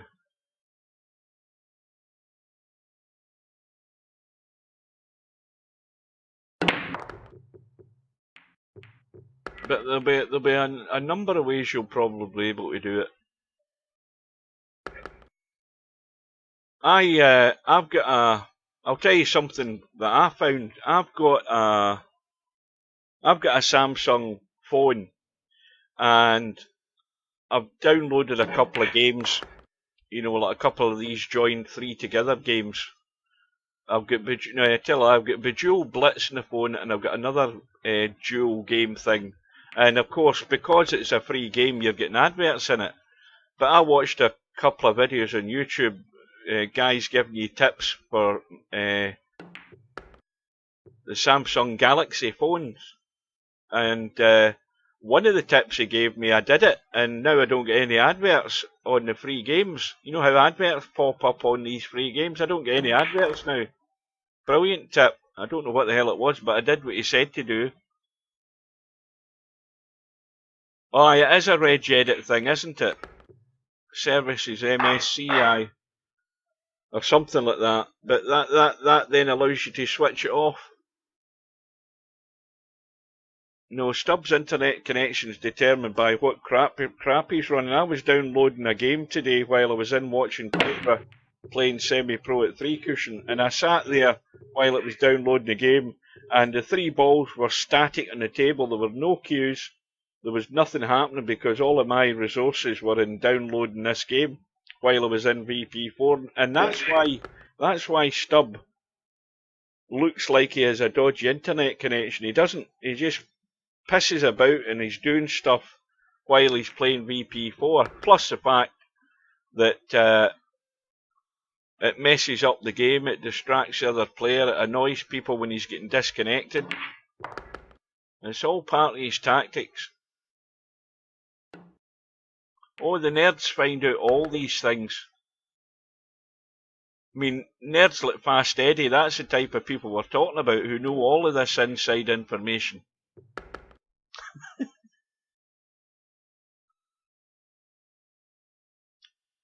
Well, the only way you'll do that is by doing it wrong. But that to me, that's a quick fix. I don't think it's a major issue. I bet it's just a quick fix and it stops all that hassle. I mean, I've got my Windows Windows update delayed by like 3 weeks or something. Just tap the button 2 or 3 times. Stops the bloody thing downloading crap. And most of it's all for Windows Defender anyway. It's just virus stuff.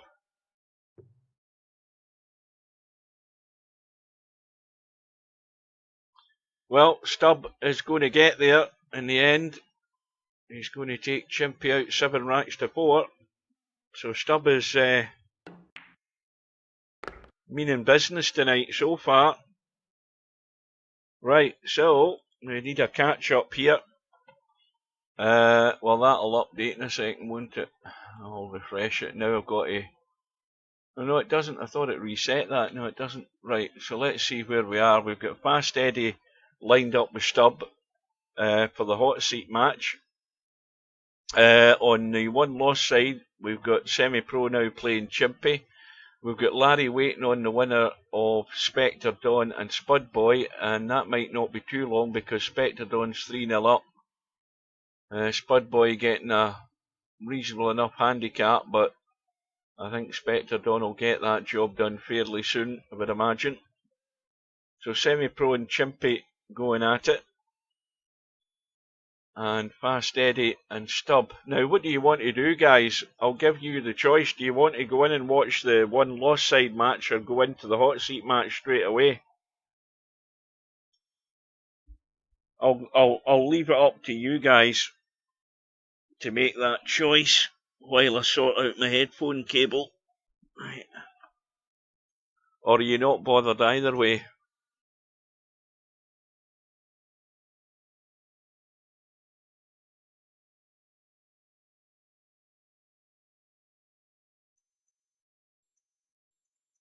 Well, I've made a decision. We'll catch up the remainder of that hot seat match. So we have Semi-Pro and Chimpy, and Chimpy is getting the 8 ball.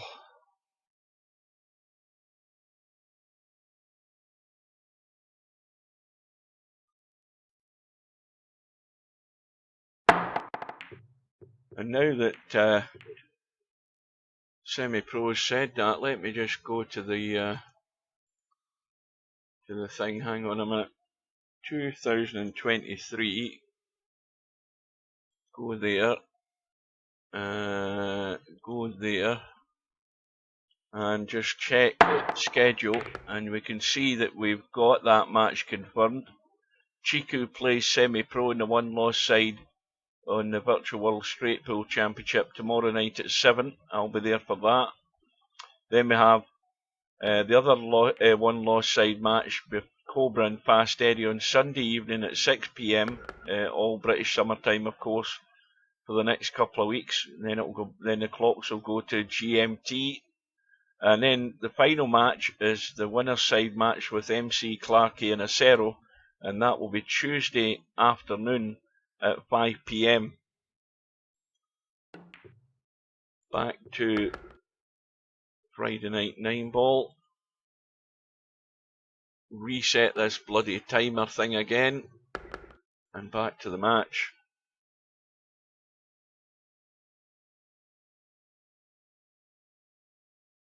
And Spectre Dawn, as predicted, has finished off Spud Boy.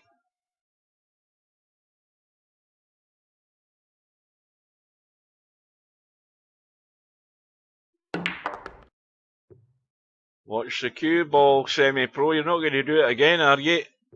Oh, he tried his best. He tried his best there.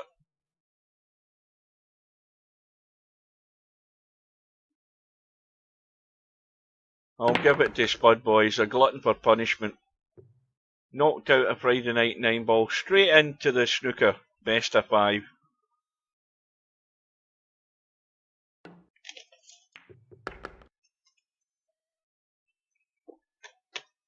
Well, that's if anybody else signs up to play in it. So, first blood to Semi-Pro.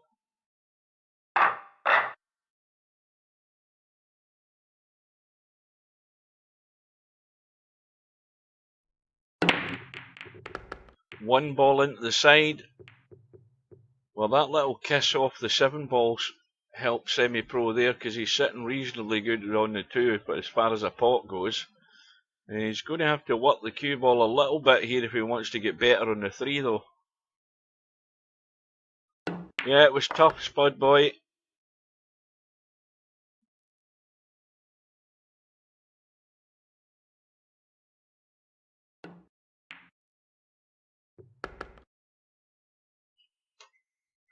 Well, this is just a wee bit tricky. He's a wee bit higher on the 4 than he would like. And he's trying to play it dead weight, and that's well done.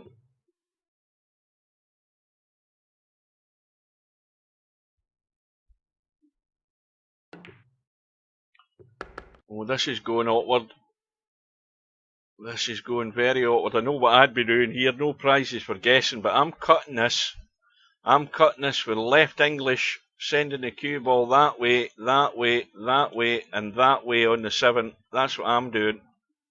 Because the cue ball wants to go that way, so I'm helping it go that way with the left English. That's how I would play this. It makes the shot even more difficult, but I'd be just doing it for acrobatics' sake. And Semi-Pro's been listening. Watch the cue ball, though. This is the only danger. And he's there. Talk about being gullible. Semi-Pro listening to the stream and he walks straight into it. Oh, that's the only danger with that shot, is doing that. It's good when you do it, you know, when it works out, but when it doesn't, you end up looking like a numpty. And that then will give Semi-Pro a lesson in listening to the stream while he's playing.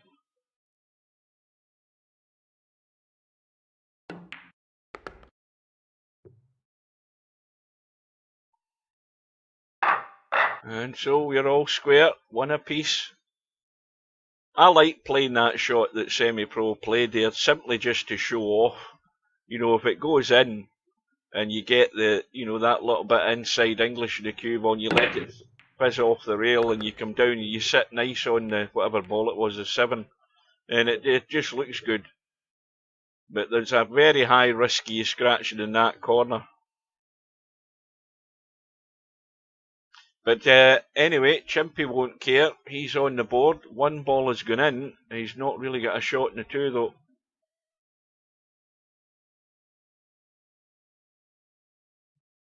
Hugh, you're more than welcome to pally me.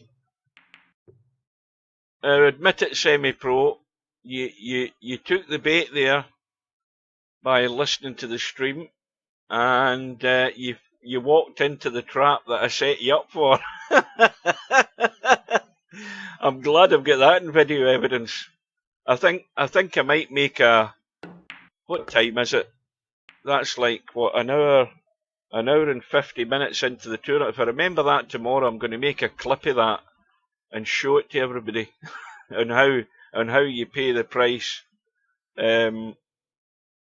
Well, it's how you pay the price for. Are you saying you weren't listening to the stream there, Semi? I'd have played it exactly the way you played it. But I wouldn't have scratched, of course.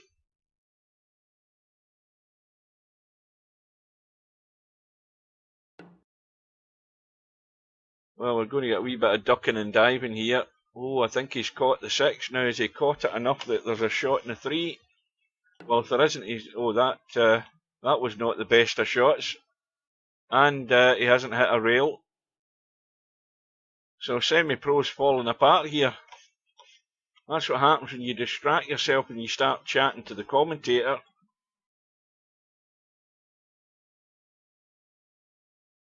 Now, he's just got to dink out a wee bit so he's got enough of the 4.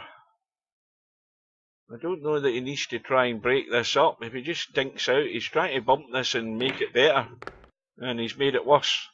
And he's scratched. Well, there's another bit of an numpty shot of the night, because he could have just dinked that ball and get out. He had enough of the 4 ball to pot it.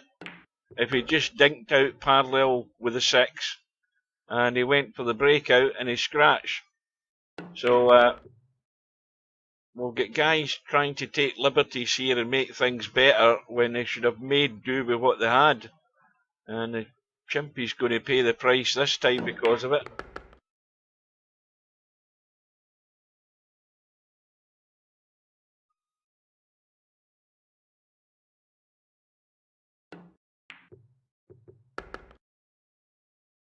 Well, I told you that earlier, didn't I? I haven't got XSplit set up. It takes too long to set it all back up. And I haven't the patience to be doing it, the patience nor the time to be bothered doing it.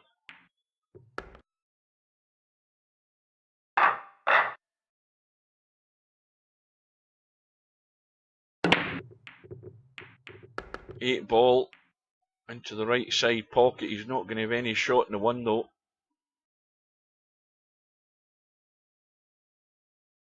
And I don't know that I think he can only see the right side of the 1 ball as we're looking. He's got to get this really thin so he doesn't clip the 5.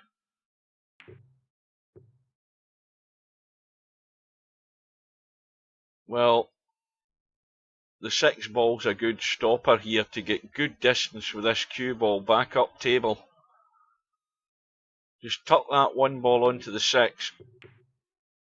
Well,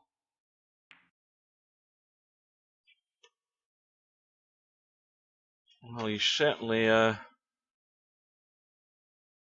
now is he going to try and billiard onto the 6 here off this 1 ball with the jump cue? I think he is. We didn't get near it. He'll settle for that though. But the 1 ball will cut.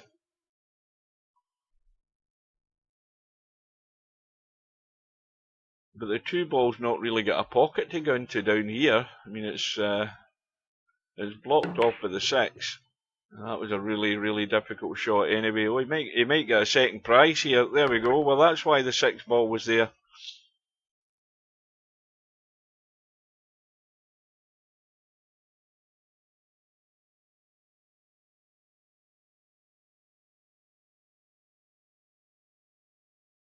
And the thing is, when XSplit XSplit Gamecaster, it did cut into that top right hand pocket because I went down and looked.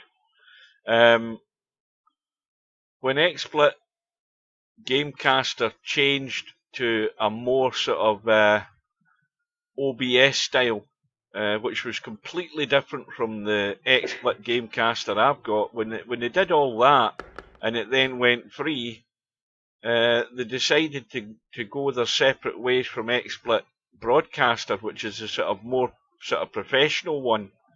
The one that I was using to do all the music stuff and all the little videos and stuff. When they did that, it was on the basis that although XSplit Gamecaster became free, nobody was taking on the premium options that were available. So they weren't making any money at all, and they very quickly went out of business. So when my PC went in for repair, I didn't have a copy. I didn't have a copy of XSplit Gamecaster. I had to go and download it off the web. And to get my old version, I didn't want to get the new version. I wanted the old version because the old version is the one that's got the doodle in it. It's got all of this for me to use if I need to use it.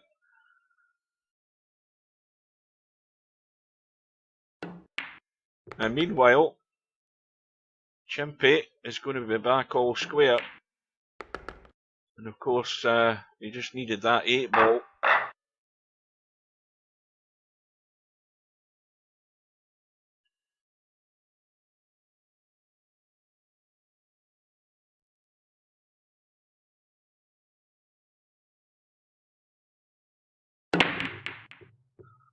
Well, again, the 1 ball threatened to get into the side, but it didn't go, and I don't think anything else has.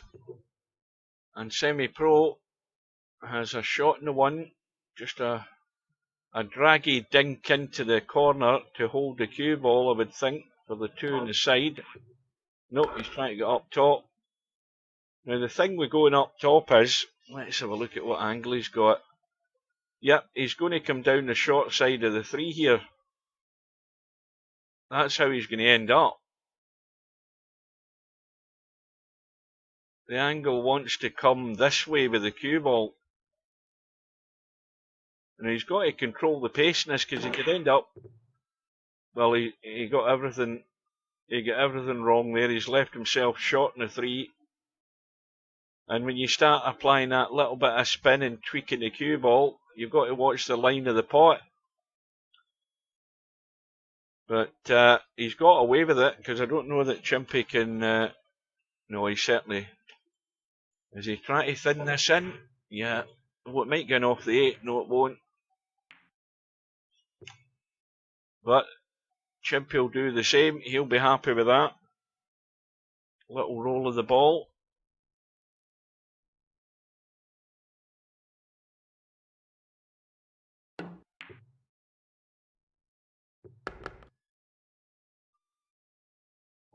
What, I've never noticed that. What's on with Semi? Why is he always pissy about everything? Because he doesn't want to get his ego bruised, that's why. Little billiard by semi-pro. 3-2 up.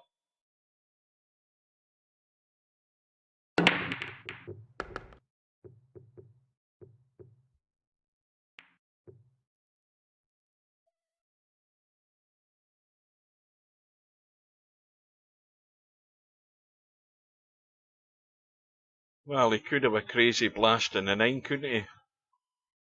That's what he's trying, I think. Or is he trying to billiard it off the 9? Yeah, I think that's what he tried. He had a go at it.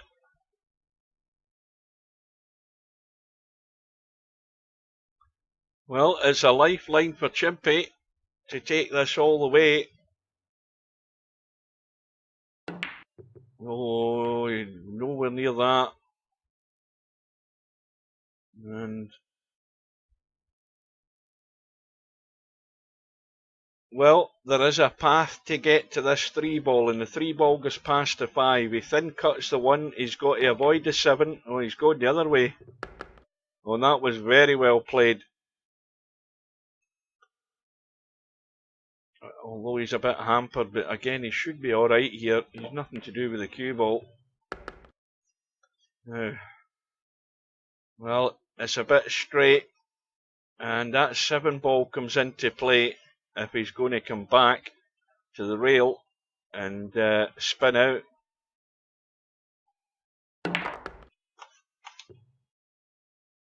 Well, he's left it way short, ran into the 6. Semi-pro wiggle. He's not happy.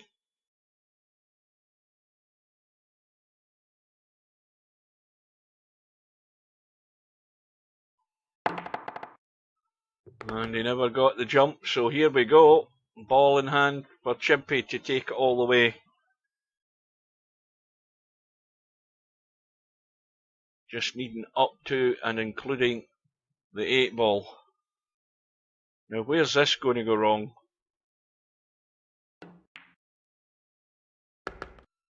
Well, he's got to come back the way, unless he's dead straight. No, he's going to try and leave it in the side. And this is just a little dink forward to leave a straightish 8-ball in, and that's fine. So it's hill.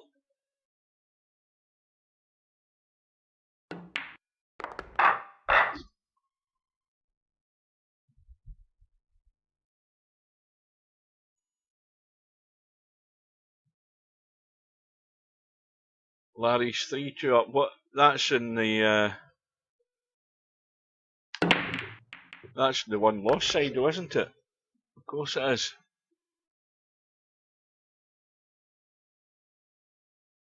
Well, mine hasn't updated yet. Oh, it's 3-3 now. They're going hill as well. Well, if this finishes quick, we might just dive into that other one. Catch the end of it. I don't think Chimpy's sitting too good in this 2-ball. He can't get to it. Well, he can get to it, but he can't pour it.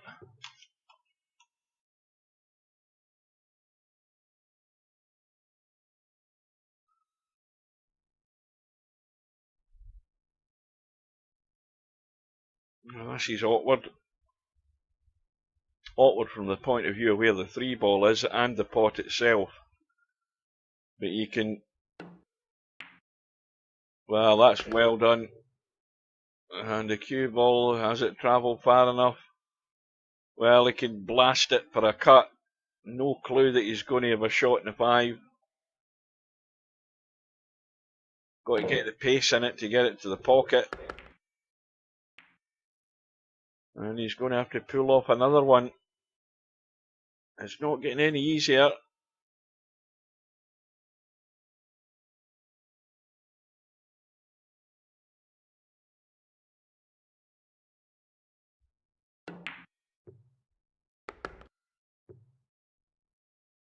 Now, let's have a look. Yeah, he's just got to jab into the rail and come out. Oh no, he's playing it safe. He's going the long route.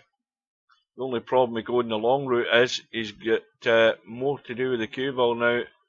If he digs in to hold the cue ball, he's got to watch that side pocket again. Oh, he's digging in really. Yeah. Still went that direction. But he should be home and dry now. Well, this isn't perfect, put it that way. Stranger things have happened. He's going for the 9 in the side. In it goes. So Semi-Pro survives. Now let's see if we can get out of here quick. And get into that match. Well, Larry's at the table. Final rack decider here as well, and he's got a problem because obviously that 7 ball's in his way and the 6 ball's awkward where it is. And he's ended up missing the 5. I'll get the blame for that.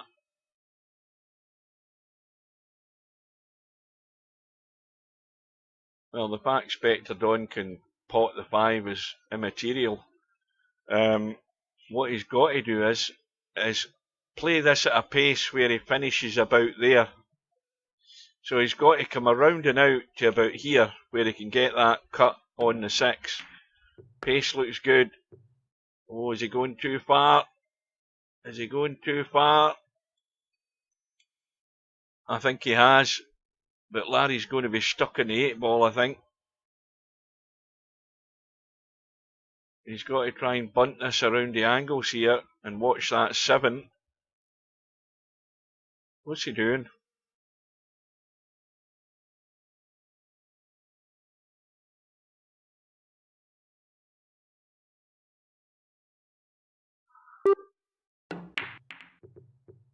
Well, that was always the problem. He had to watch how that 6 ball was coming off the rail. He'll probably still be happy with that because, I mean, Larry can cut the 6.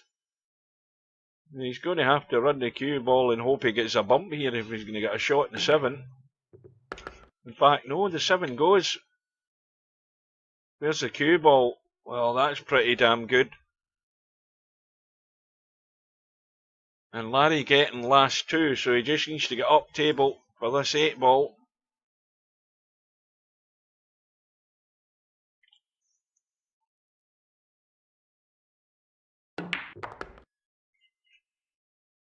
And it's going to be game over for Spectre Don this week.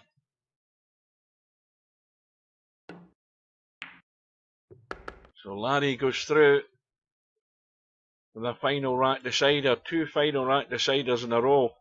Right, now let's get into the Fast Eddie Stub match. And we're 4 apiece in this one as well. And Fast Eddie's getting the 7 ball. And Fast Eddie's also got the problem with the 2. Now it cuts. But, well, it cuts both ways, but neither of them are easy.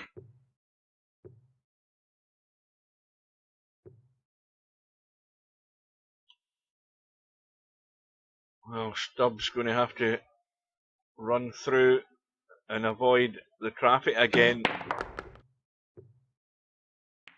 Well, he's got a nice little brush off the 9. And the biggest problem will be getting decent on this 6 ball. I mean, getting on the 6 ball decides a rack. Because everything else is simple after that. And that will do.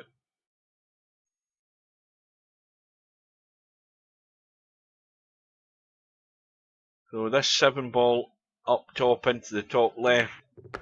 No, he's going the other way. He's going to go...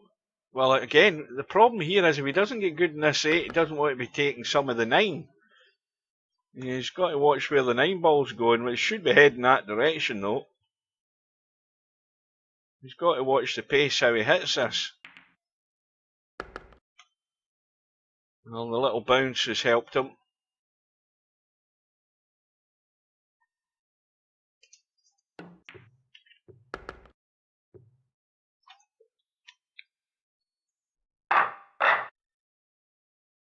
So Stubb goes back into the lead. Break. Well, one ball's going in. Two balls going in as well. And he's sitting perfect in the 3. And the 4 ball's very handy. And the 5's going into the side. So again, the only problem ball is getting out nice for the 6. Where he can play the 6 ball where there's not going to be interference with that 8 ball. And he's already the wrong side of the 5 for a start. No, he isn't. He's still to pot the 4. I'm falling asleep. I forgot about the 4 ball. Now, how's he finished? Well, he's going to have to go to the rail and come out to about there if he can. Round about there where the donut is. We'll give him 7 out of 10 for that. Now the rest is elementary, my dear Watson.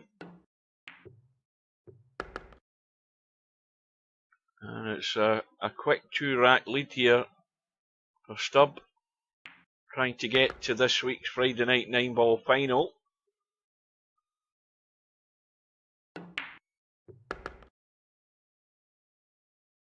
Well, I suppose if the boy's going to get excited, it's like winning a 9-ball world championship for Stubb. If he wins tonight.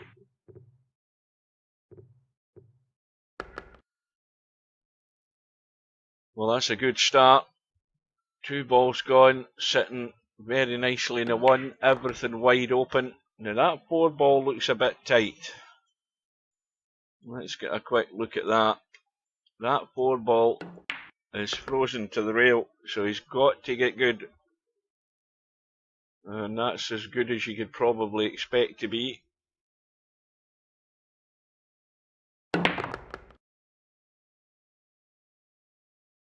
Now, how would I play this? Well, I would get into the cue ball just to let it spin to the rail and come down. I would be just jacking up and spinning it off the rail.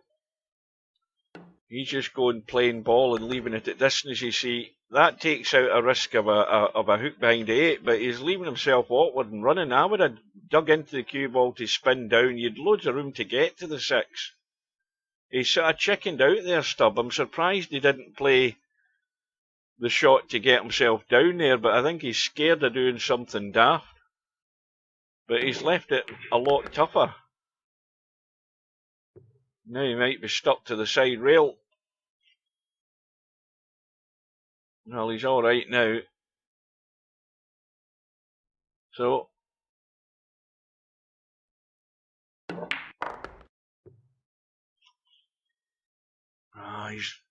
he can pinch this a bit and go forward with a bit of right. Just to get around the angles. So Stubb is going into the final.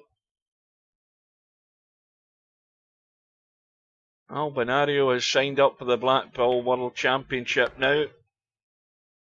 And he's also in the 3 cushion, so everybody needs to be aware. So, well done to Stubb. He's through to this week's final. And now he's going to come in and annoy the guys until somebody wins and gets through to play him. So, we've now got Larry up against Semi-Pro. And Semi-Pro's already 2-0 up. And Larry, I've jinxed him immediately. I've come into the room because he's played a duff shot in the 3 ball. And, well, as long as Semi-Pro gets up top side of the table, he'll have the 5 into the side pocket. And an angle to get down onto or up onto that 6 ball. Oops, wrong button.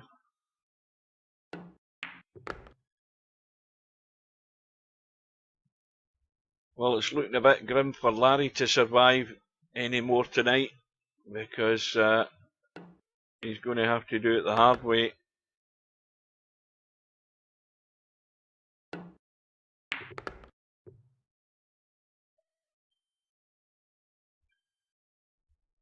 Well, he's getting a 7 ball and he's going to need every one of them for the next 4 racks if he's going to stay in this.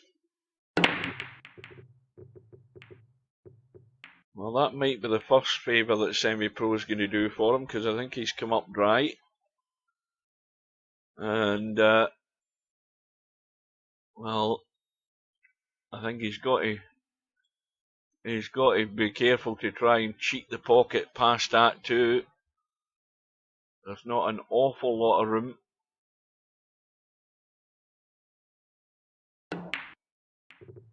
Well, he jacked up to come back and come away from the two, but the ones went in off the two. Now the two ball's dead. Well, now this cue ball needs to get behind that 5 and 4. Well, I think the 6 ball. I don't think the 6. Well, is he going to be able to get beyond that 6? The room's there to get there, and he has done, and he's got it. How's the nudging a 3? Could have been better considering where the 4 ball is, but regardless of that, Larry should be in trouble if Semi can't get anywhere near good in this 4. He'll probably nail Larry. Oh, well, he is trying to get good in the 4, and Larry might have a lifeline.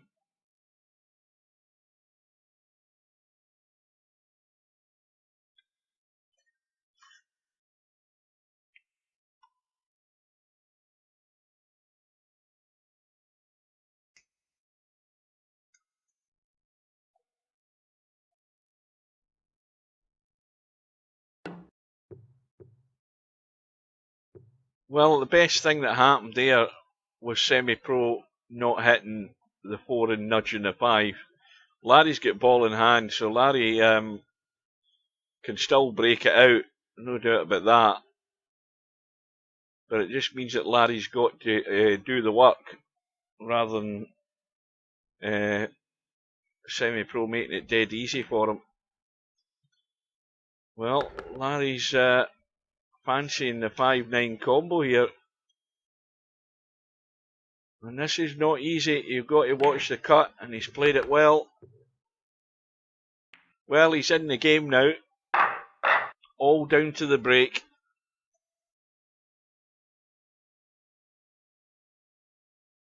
Well, he only needs to string 3 good breaks together. Well, that 4 ball got kicked in off the 9. 1 ball is dead in the rail. Now, is he going to go? Is he going to try and make a bank into the corner, or is he going to try and duck for cover? I mean, he might even try and bank this into the side. Well, that's too tight. Yeah. Oh, well. Has Larry got lucky? No, he hasn't. There's an edge at that 1, and it's game over. I thought Larry had got lucky, but he hasn't. So Semi-Pro takes out Larry by 4 racks to 1. And Fast Eddie lies in wait in the semi-final to see who's going to play Stubb. Now, we are 2 hours and 20 minutes into tonight's tournament. And that's with 4 players less in it.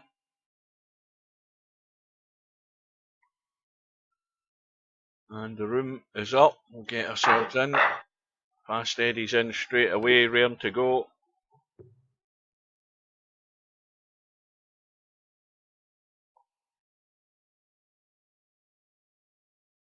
So we've got the lag. We've got Semi-Pro nearest me. Fast Eddie on the far side. Fast Eddie looks too heavy. Then again, it looks pretty good.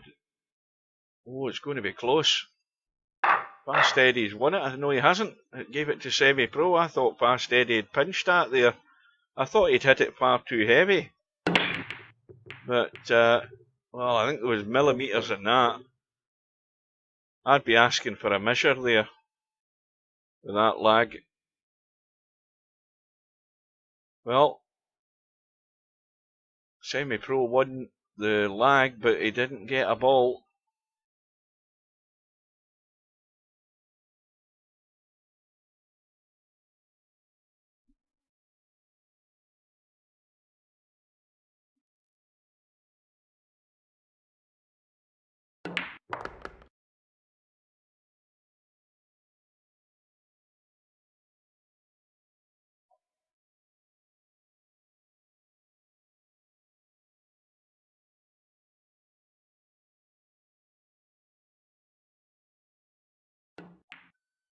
Now semi-pro's letting himself get distracted.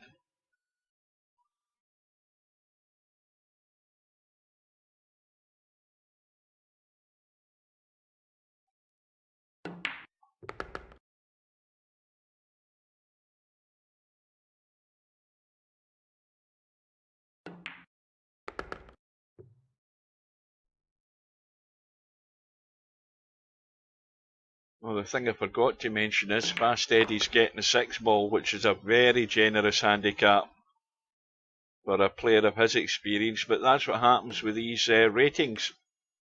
You know, semi-pro is way up at almost 2,400, and he's given away the 6 ball to a player like Fast Eddie. That's ridiculous.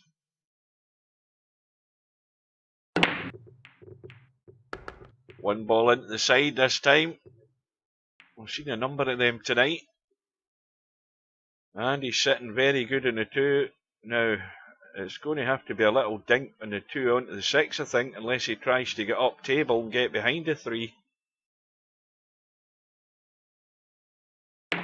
Well, I was wondering where you were tonight, Slim. There was only 12 in the tournament. We were 4 short. Stubbs in the final. Shouting crap in the rooms.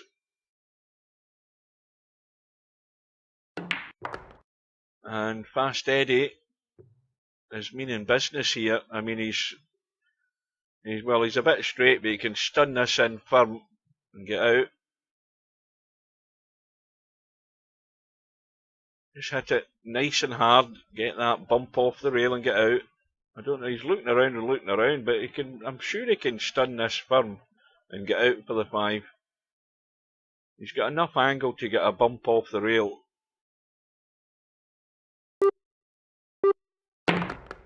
There we go. Nice and firm. 6 ball hanging over the side pocket. Where's this going to go wrong? Well, if semi-pros get any complaints, I mean, I will agree with them here that, you know, there's no way you should be giving the 6 ball to Fast Eddie. That's why I say that anybody that's at 2,100 and above, you shouldn't be giving handicaps to another player that's 2,100 and above. No way.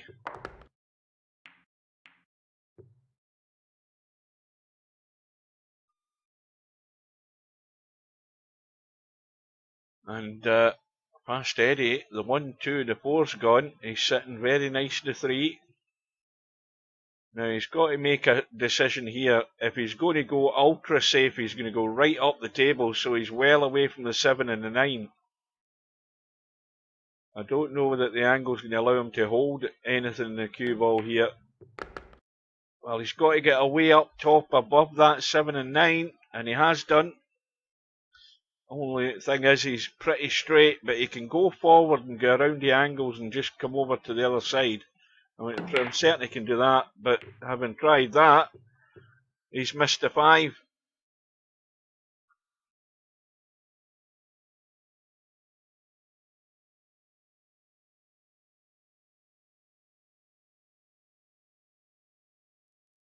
And Semi's not happy now that he's also been left hooked. Oh, and the cue ball's going to scratch, I think, as well. No, it isn't.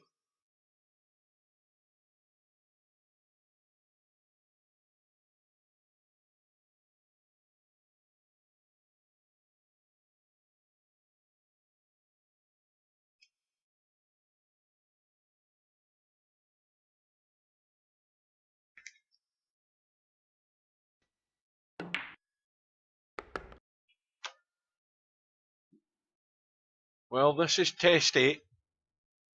It's if you're just going to gently roll this in, you've got to watch that it doesn't catch that long rail knuckle, because it won't go in.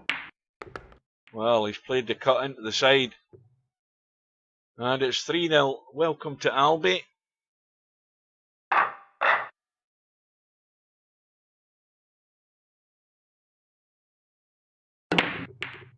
One ball into the side again. 2 ball bouncing to a net. I mean, look at the 6 ball. exactly the same position it was 2 racks ago. Right over the left side pocket. And Semi-Pro's already dismantling his queue. And Semi-Pro rant coming in a minute. Uh-oh. Well, this isn't quite as simple as it looks. Big distance this cue ball's got to travel. And he's good as long as it bumps and comes out. He's perfect. Well, I say he's perfect. He has the angle to get up the table. The problem is the 7 ball's in the way. And the other problem is the 9 ball's in the way. So this is tricky. He's got too much angle. Has he got too much angle where he can dig in and try and just stun up? Do you think he's got enough angle where he could dig in and no, I don't think he can. I think there's too much angle. Too much angle to do that. Now he's hoping for a lucky roll here, and that's lucky enough. Game, set, and match it is.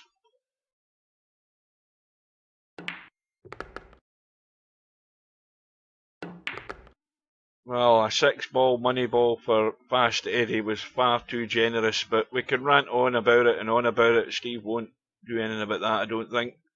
So Fast Eddie is through to the final.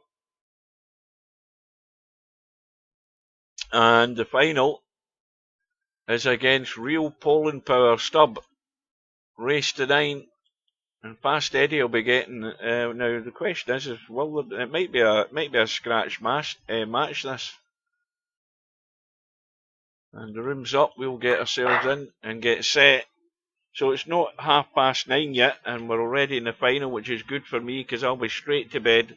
Now, for anybody who is a latecomer, just a quick reminder: we've got a 1-loss side match tomorrow night. That's just appeared on the bracket for the Straight Pool World Championships. We've got Stub nearest me on the lag, and Fast Eddie's going to win it. And Semi-Pro's going to be playing Chiku tomorrow at 7 PM British Summer Time, 2 PM Eastern. And I will be there for that. 5 balls going in. And Fast Eddie's getting a 7 ball this time, which again is still generous. So Stubb's going to be ranting if this goes south.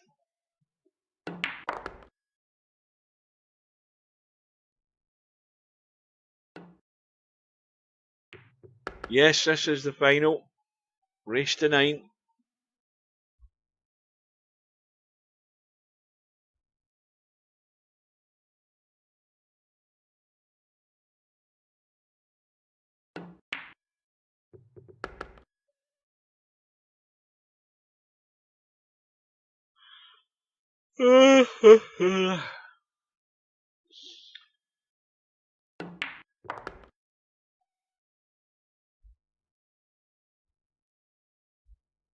No, Albie's not hanging around. He's already got his prediction in tomorrow night. And the worst thing about that is he's done it right in front of Semi-Pro, so that's got right inside Semi-Pro's head there. That's put the pressure on him. 5 ball goes in. Not sitting good in the 1.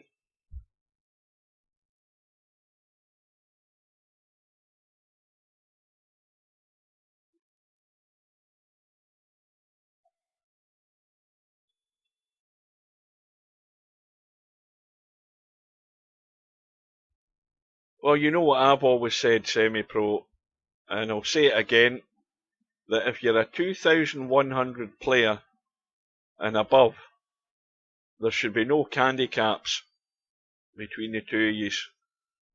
Because it's like, if you relate it to real life, you're playing as champion level for VP4, so you shouldn't have handicaps. You just need to get your rating down, Semi-Pro. fixation of having a 2,400 and above rating is what's doing you.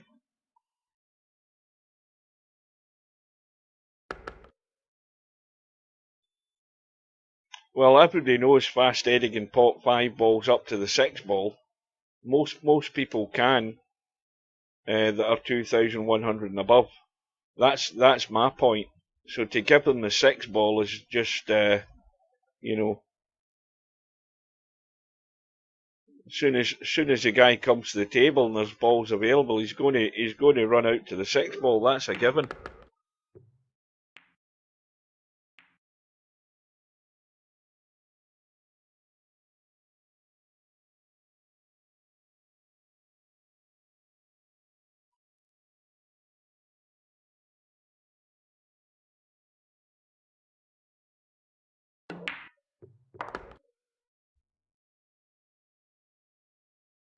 Well, that wasn't exactly perfect from Stubb.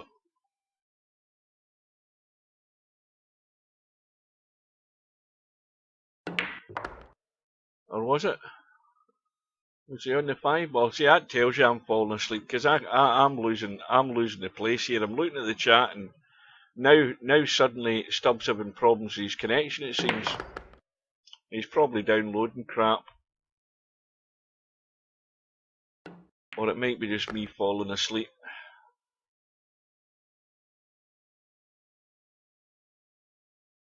But we will be all square.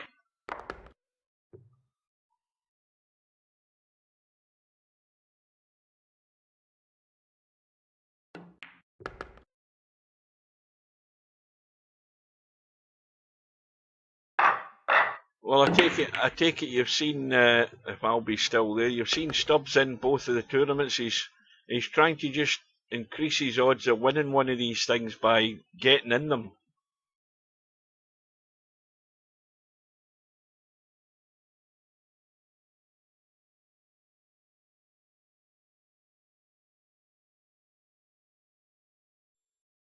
Well, I had an achievement today, Albinario. I went into a room and I did a bit of practice in 3 cushion, and I beat myself 5 points to 4.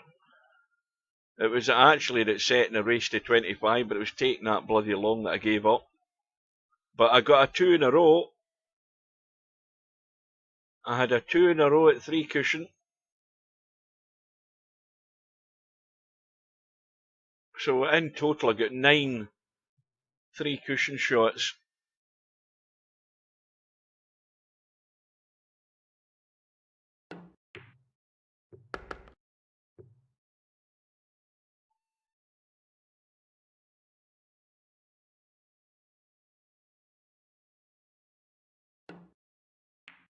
Well, where did you see them, Potman? On his page?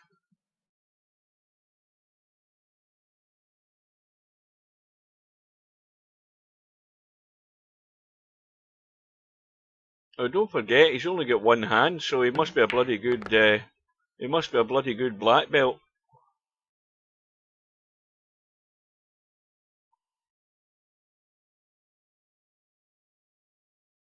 There he's hanging up on my screen again.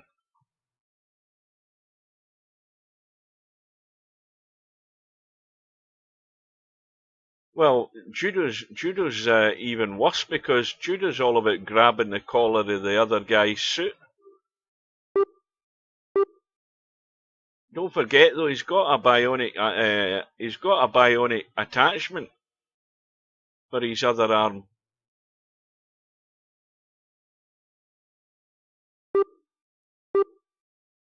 Well, here we go. Here we go.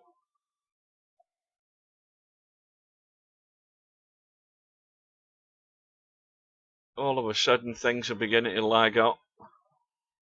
It's only one rack all.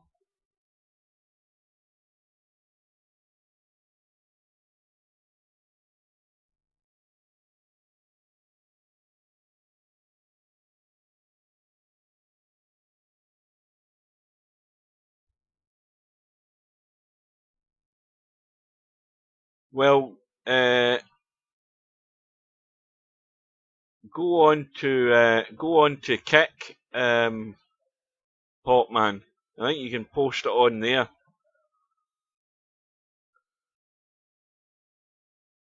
It's Matt Brzezowski or whatever it is. It's one of those Polish surnames.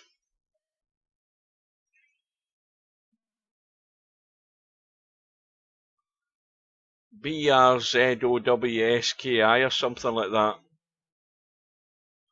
Something along those lines. Well, now we're well hung up here. I don't see any life in the queue.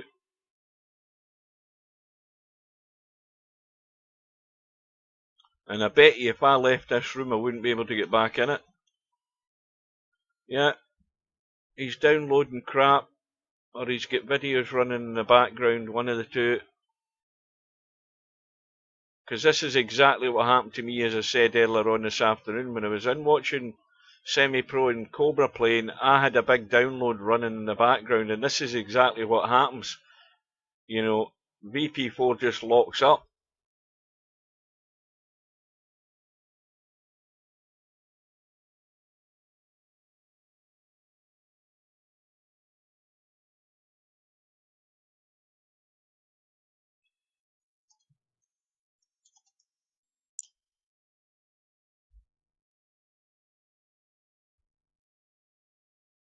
Oh, now he's came to life.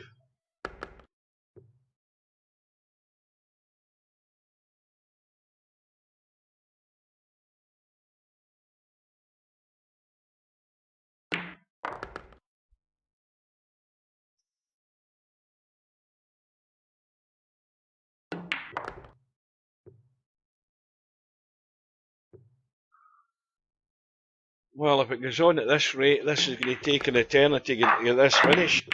Well, that was some... I mean, that just shows you it's lagging up. I mean, he's potted the 9 there and bang, suddenly he's broke. So VP4's hanging up. We're getting a delay coming through here because of all this hanging up that's going on.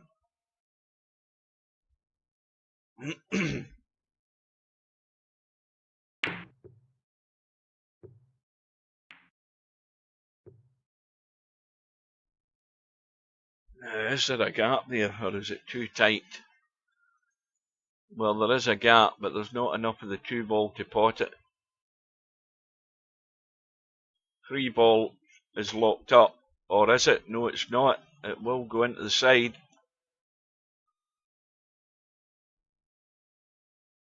But the 2 ball's not going into the side.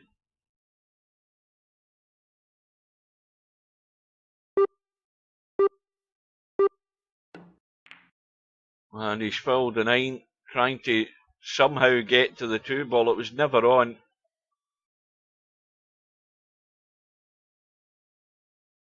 Yeah, Stubbs lagging up.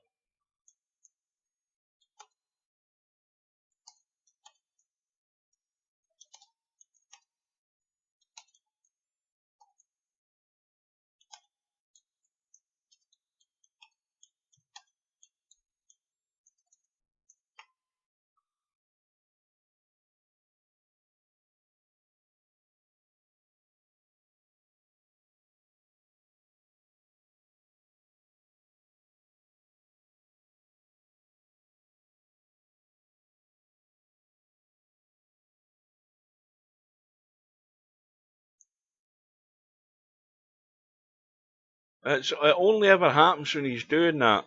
I mean, he's played a couple of matches in the Cowboy, not the Cowboy, the Straight Pool, where nothing like that was happening. And yet, he still insists on having shit running in the background, and VP4 does not like it.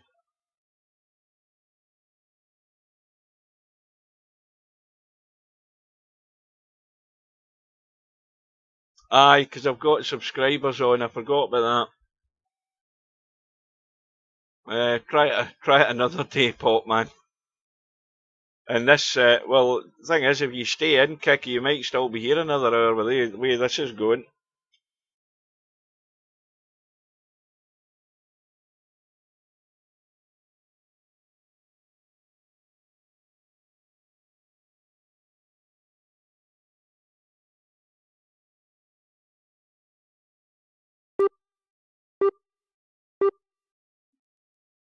I've got an idea, Potman. Why don't you send me the link in a PM in VP4, and I can bring up Facebook on VP4. That's a better idea. While this crap's going on, we're not missing anything here.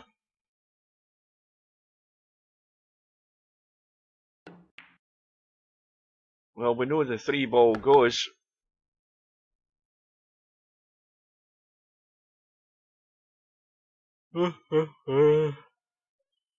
Oh dear. So I should be able to bring Facebook up on the internal browser.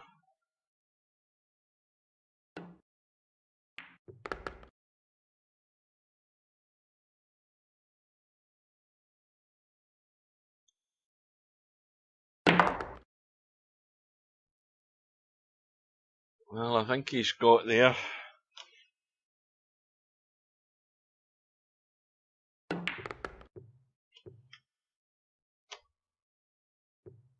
Just avoids the scratch.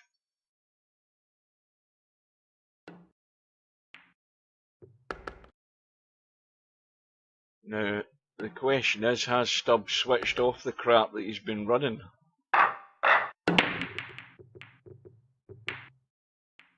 It's beginning to look like it the way it's going now.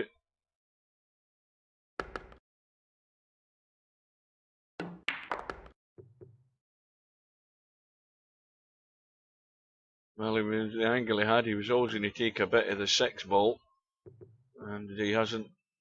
Again, that's just like a break shot and straight pull that he played there.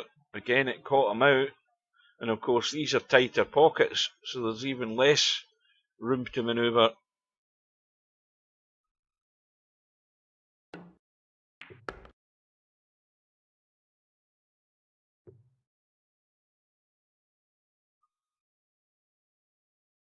Well, this is going to have to be at distance for Eddie to see this 4 ball. I don't think he wants to try anything more elaborate than that. Just leave it at distance. It's going to be a tougher shot because of it.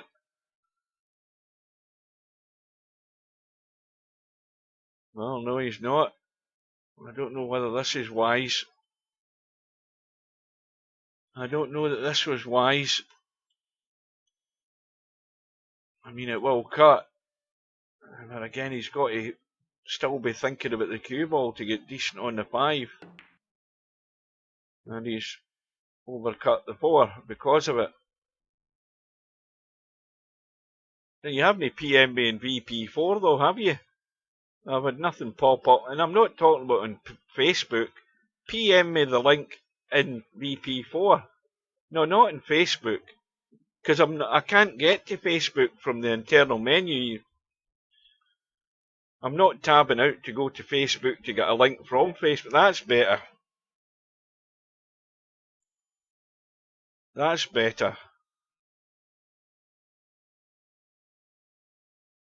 Well, it's all hanging up again anyway, so we ain't missing anything. All I'm waiting on now, Potman, is the link. Anytime you want, preferably tonight.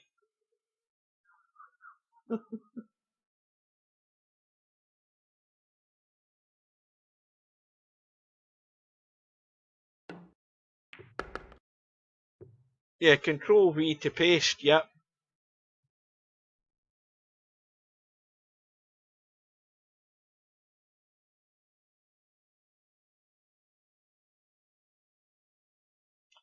Five 9 combo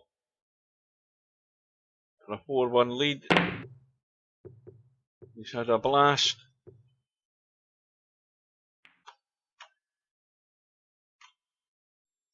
Oh, what a jammy get this stub is.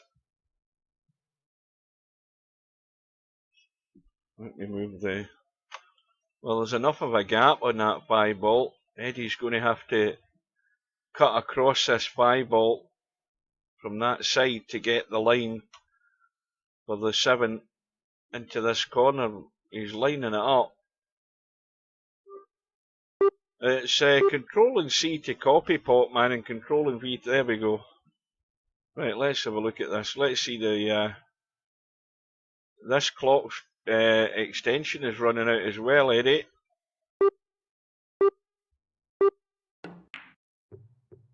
Oh, that was a good effort. Right, let's have a quick look at this.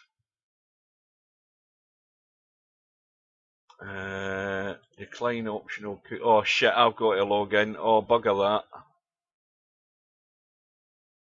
Is it saved? I don't think it's saved in the internal browser. No. Right. Forget that idea. What's this? Oh, right, that. What does it tell me to log in for? I can't scroll. Aye, it does. It wants me to log in. Right. It was a good idea at the start. I forgot about that. Having to log in this bloody thing. You never stay logged in on the internal browser at all, on any external stuff.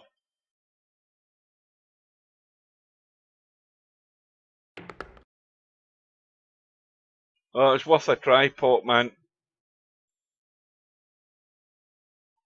Right, where's my he's overcut it. Oh, I thought he'd overcut it. He's back to within one. Sorry about that, Pot Man. I forgot about it. Yeah, you can post it on Twitch. I'm just hang on a minute. I'll be back in a second.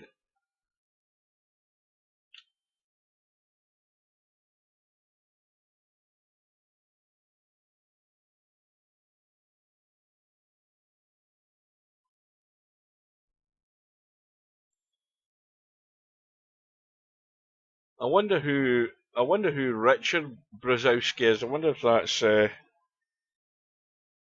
brother or somebody. Obviously, he's got the same surname.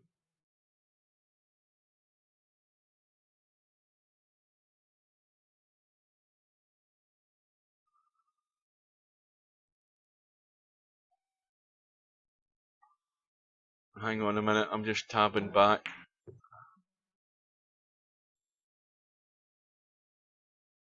Right. Let's hopefully we're going to be able to see the rest of this bloody match.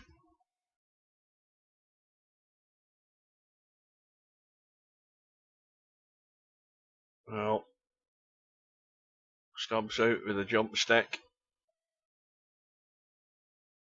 And again, if he gets the jump, he has no idea if he's going to be able to see the four. This cue ball's heading left.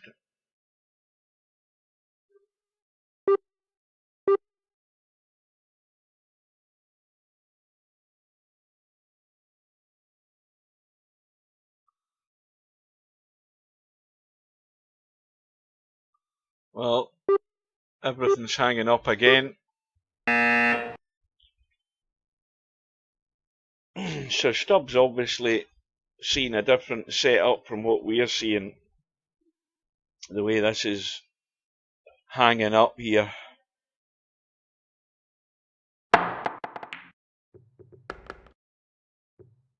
And like I said, he was always going left. He's now hooked behind the 9. Got loads of room to jump over this though.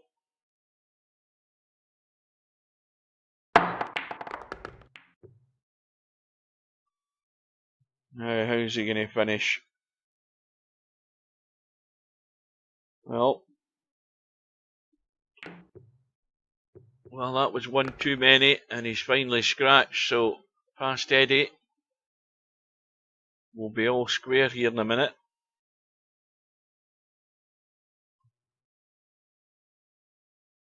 Well, Stubbs complaining it's too laggy. We've all decided the lag's from his end.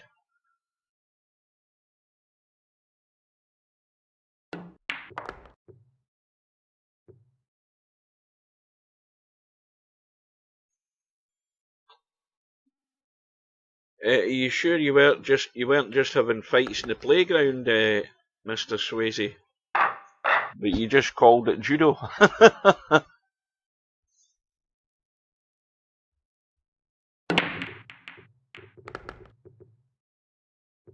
Well, Eddie's had a couple of balls at least, and he's also on the 1. The 2 and the 8's gone. And the immediate problem is getting a shot in the 3. It's blocked by the 4 into one corner, blocked by the 5 into another. He's the wrong angle in the 1. So half cue ball will travel, so to speak.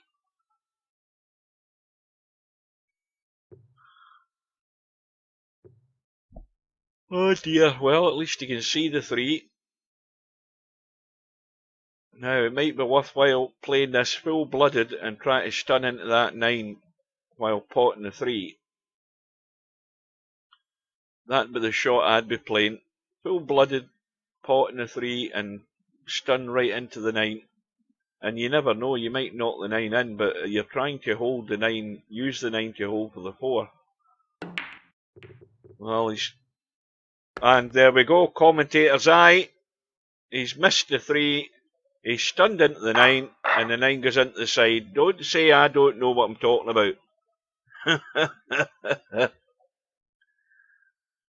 Well, he got second prize, but that's a chance that's always on. You know, he did the right thing playing the stun. Okay, you play the stun, you make the pot more difficult, but the stun onto the 9 always had a chance that 9 might go in. And we've got it in video.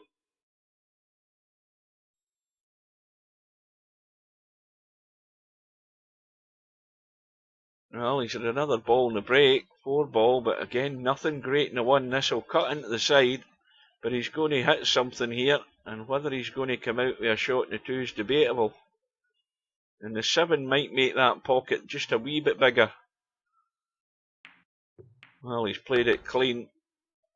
Got the hit in the 6, hasn't come up good in the 2. Question is can he come up with some, is he going to try and get a decent safety here? I mean, he could try and run the 2 over towards the 5 and try and run the cue ball up towards the 9. That really needs good control to get the pace right if he's going to do that.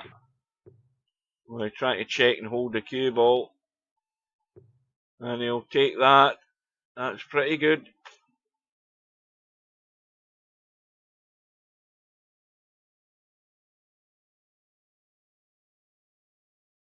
Well, we're 2 hours and 54 minutes into tonight's tournament.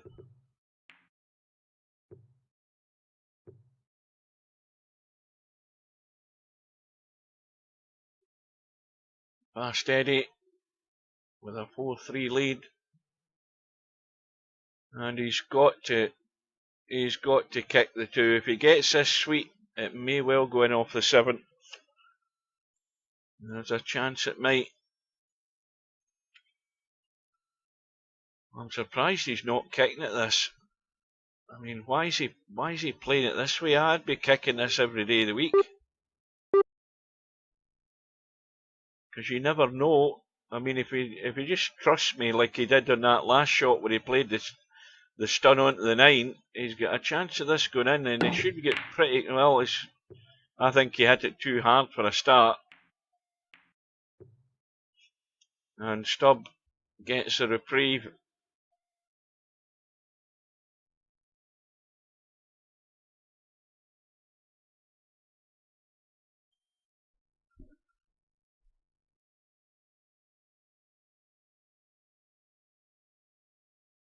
Steady with his 7 ball money ball that he's getting. But he might not be getting it in this rack.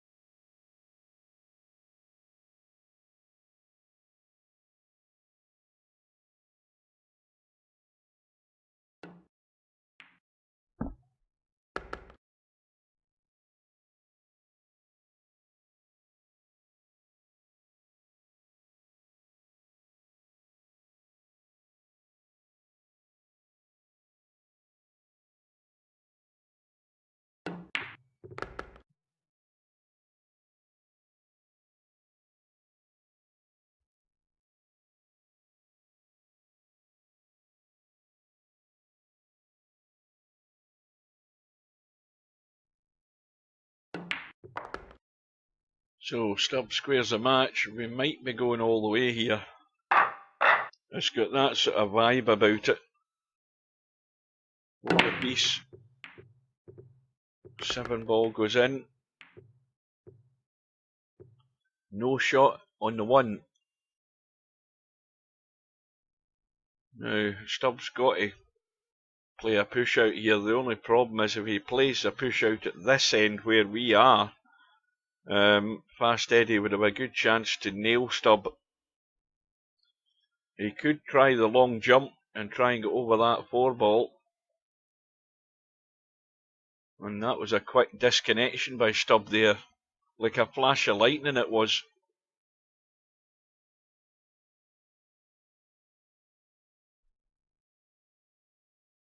Yeah, I think he thinks it's too long for the jump cue. And I don't know that the angle was there to get to the 1 either. So ball in hand for Eddie. And of course he's got an immediate problem with the 2 ball. He's got to roll that 1 ball into the side, into this right side pocket to get as good as he can. Well, I'm surprised he's doing this. Mind you, he's going to play the 1-7 combo. That's what he's going to do. I just realised that. I forgot with the handicap. Yeah, I bet he wishes he went to pot the balls down, rolled that 1 into the side and played the 2-8 combo. Went for the run out. Now, Stubb's maybe going to have to do the same thing here though. Well, yeah, he's caught the jaw. Was not easy.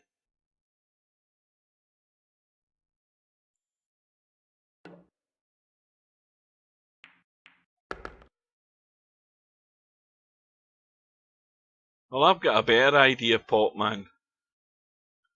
And this might sound ridiculous, but why don't you ask him? Obviously not now, but whenever he's in the lobby, and mind you, you have to wait for that moment of sanity, which is rare, to get a straight answer out of him.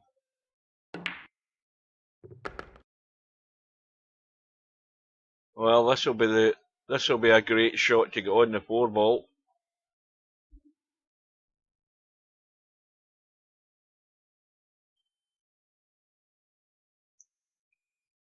This will be sensational to get on the 4 ball.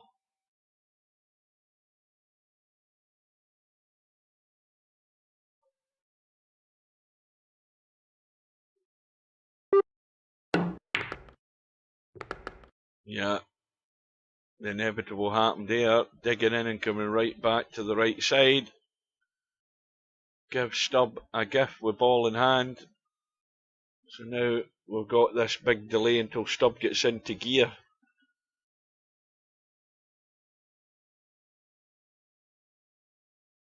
Well, he's blaming Fast Eddie. He's denying it's not his end.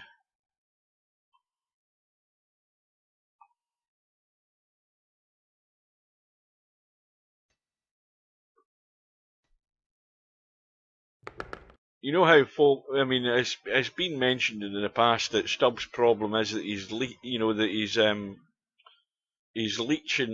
internet off his neighbours. I think it might be the other way around. I think half his neighbours are dialed into his unsecure router that he's got, and half the street are all using his internet. That might be the problem. Might not be the other way around. It might be all the neighbours getting free internet off him. Well, Stubbs made the mistake.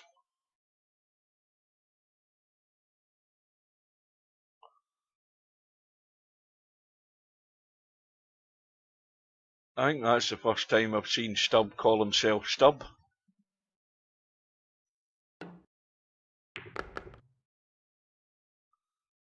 So just a fairly straightforward roll in the 7. We'll give Eddie the lead again.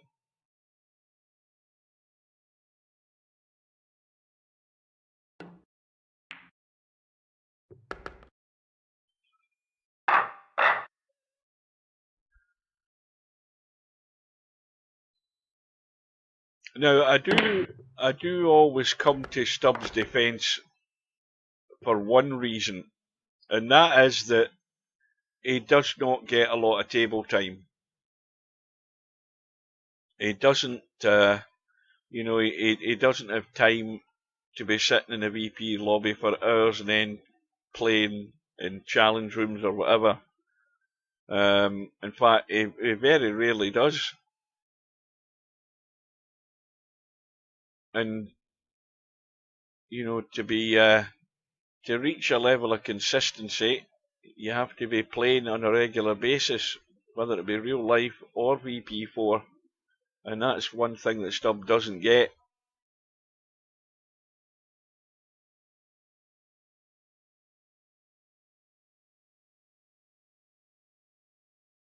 That doesn't excuse him, though, for getting out of the old habits, though.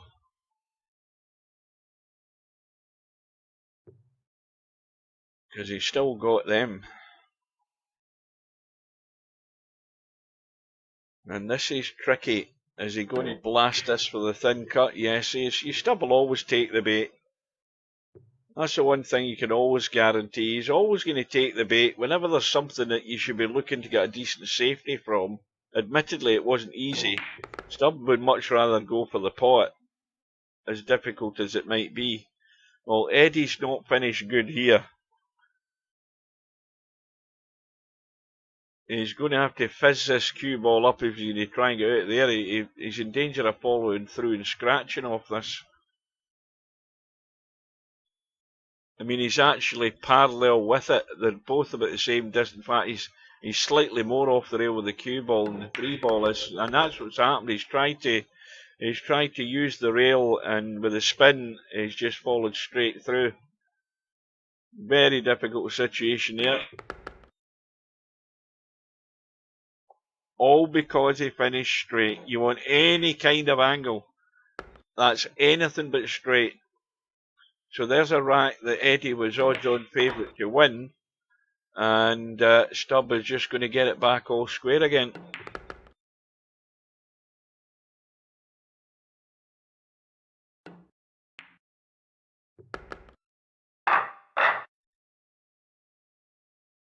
Well, that's what he tried to do. He was trying to cheat the pocket by using the rail but he had to do it that way to try and spin out with the cue ball because he was dead straight. And even if you tried to cheat the pocket in any other way, the odds are more likely you were going to go. You had to go forward first of all. You couldn't stun out, so you had to go forward with spin. And the odds are that you were never going to get out of there quick enough, and you were always going to follow through and drop in.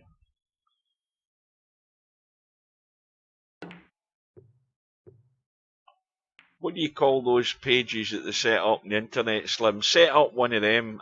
What is it you call it?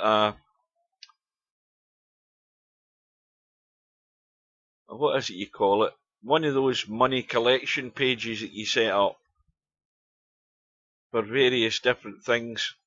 You're going to have to make it sound good, though, Slim, if you're going to get any donations for them.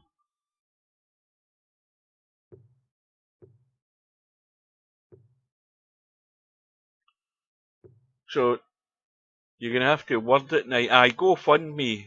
So if you're doing a GoFundMe page, you're going to have to say he's like, he's I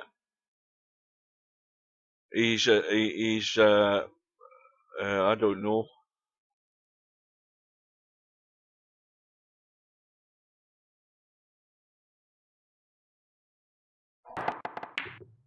Just say that he's mentally challenged and he's never had the internet before. And we're gathering funds to get him a cheap laptop and get him an internet connection. Something along that effect where you're trying to play for the sympathy vote.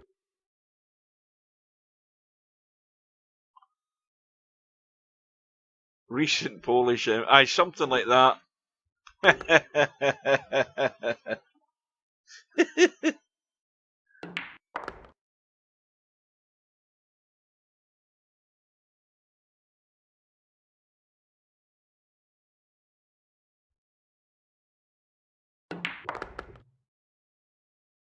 Stubb looking to regain the lead. And the tricky one will be the 7 ball, because it doesn't go past the 8. And he's trying to get a bump and get lucky, and he's in trouble. Again, if Steve was in the commentary box here, you know what Steve would be saying. But I think he didn't have really many other options there, though, did he? I mean, he could have tried to get up and get good on the 6, where he could run into the 7 and 8 there, but he went for it full-blooded, hoping he would get a lucky roll and still have a shot in the 6. Well, right up, Jack, right up.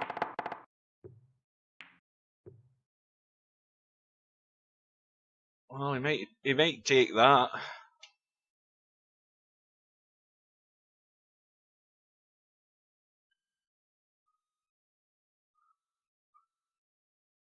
This is really difficult for Eddie to get this. I mean, he could just try and push this to the rail. He's got to push it dead weight, though, and make sure he gets to the rail. This is delicate. Well, now I don't know what he tried there. But this 6 ball's going to keep rolling and be perfect for stub.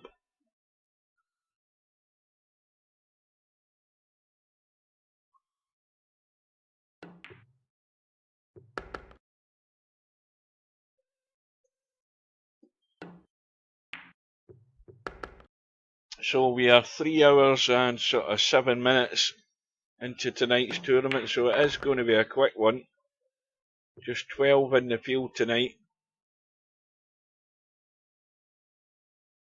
And the good news for me is it's definitely not going to be 4 hours, but it's doing its best to get there.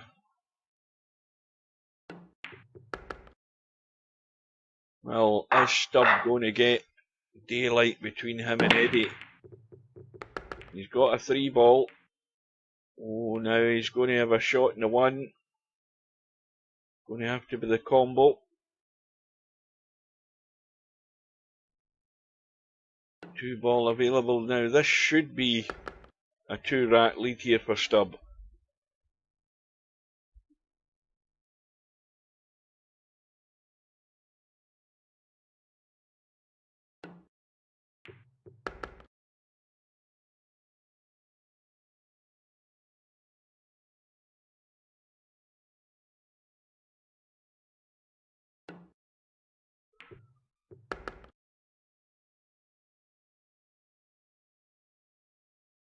Now now again he's playing the safe route. He's going forward,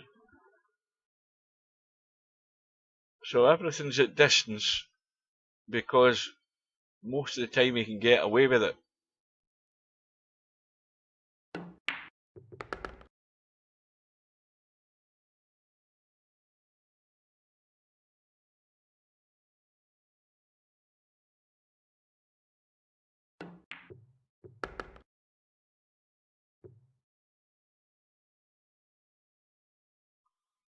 Well, Eddie's going to have his work cut out now.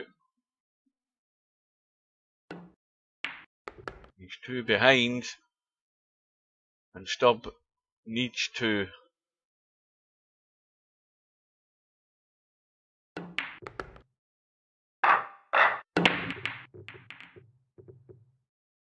This time the break's dry. Eddie's got a shot in the 1.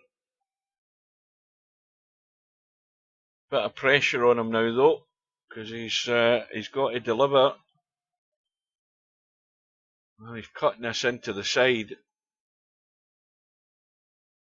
I mean, the obvious thing is cutting it into the corner and holding the cue ball behind the 2, but he's going to take a chunk of the 9. And once again, if he does have a shot in the 2, it's going to be at distance. And he's missed the 1.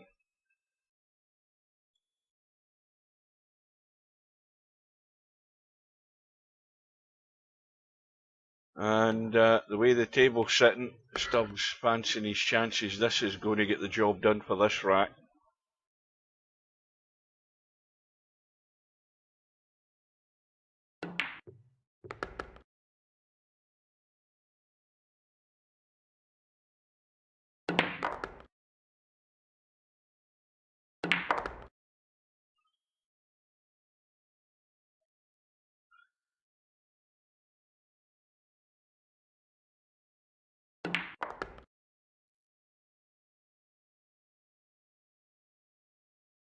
So everything's join the dots now.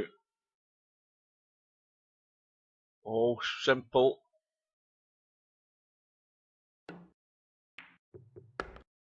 So don't forget, guys, we've got that match tomorrow night at 7 PM on the one-loss side in the Virtual World Straight Pool Championship. We'll get Semi-Pro up against Chiku. Hope you can join us for that. And all the other matches that are on the schedule, because I should be there for them. So Stubb is on the hill, 8-5 lead, ball in the break. I think it was a 1 ball that's gone. No, it isn't. It was a 5 ball. And the 1 ball, well, let's just say it doesn't go. So he's rattled in the bank. He's going to be hooked behind the 6. And he ain't jumping that.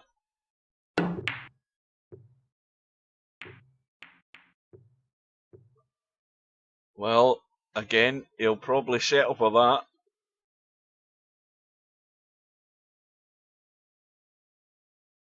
This is awkward. I mean, it's awkward whatever pocket you decide to take it in, whether it be the bottom right or the bottom left, because the cue ball, when you're playing it bottom left, the cue ball's heading over to the side pocket on the right. And when you're playing it to the bottom right, you've got to get into the cue ball so you can get it out off that side rail, and there's a danger of scratching there as well in the left side pocket to come down for the 3 and have a cut on it.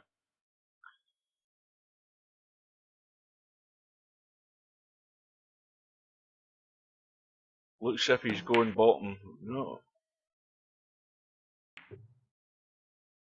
Well, I'm not sure exactly what he tried there. Well, he's got the hook, but Stubb will be out with the jump stick.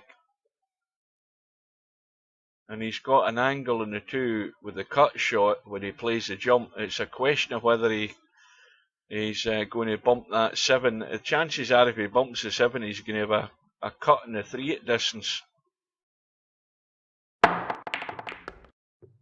Well, that takes care of business there. It's game over. Stubb wins the final by 9 racks to 3. So 9 racks to 5. Sorry. So well done to Stubb. He hasn't been in that many Friday night 9 balls, not since the last one he was in, where he didn't come up smelling the roses. But it is a 9-5 win to Stubb this week. I will do a quick show banners just to check on that bracket for tomorrow and for the next couple of days. Chiku against Semi-Pro, 2 PM Eastern, that is 11 AM Pacific, 7 PM British Summer Time, that's tomorrow night. Cobra and Fast Eddie on Sunday at 6 PM British Summer Time, and finally on Tuesday, MC Clarkey and Acero on the winner's side, and that's at 5 PM in the afternoon, so I'll be there for those. So that is it. So that is me off to bed. All that remains is to thanks everybody for watching.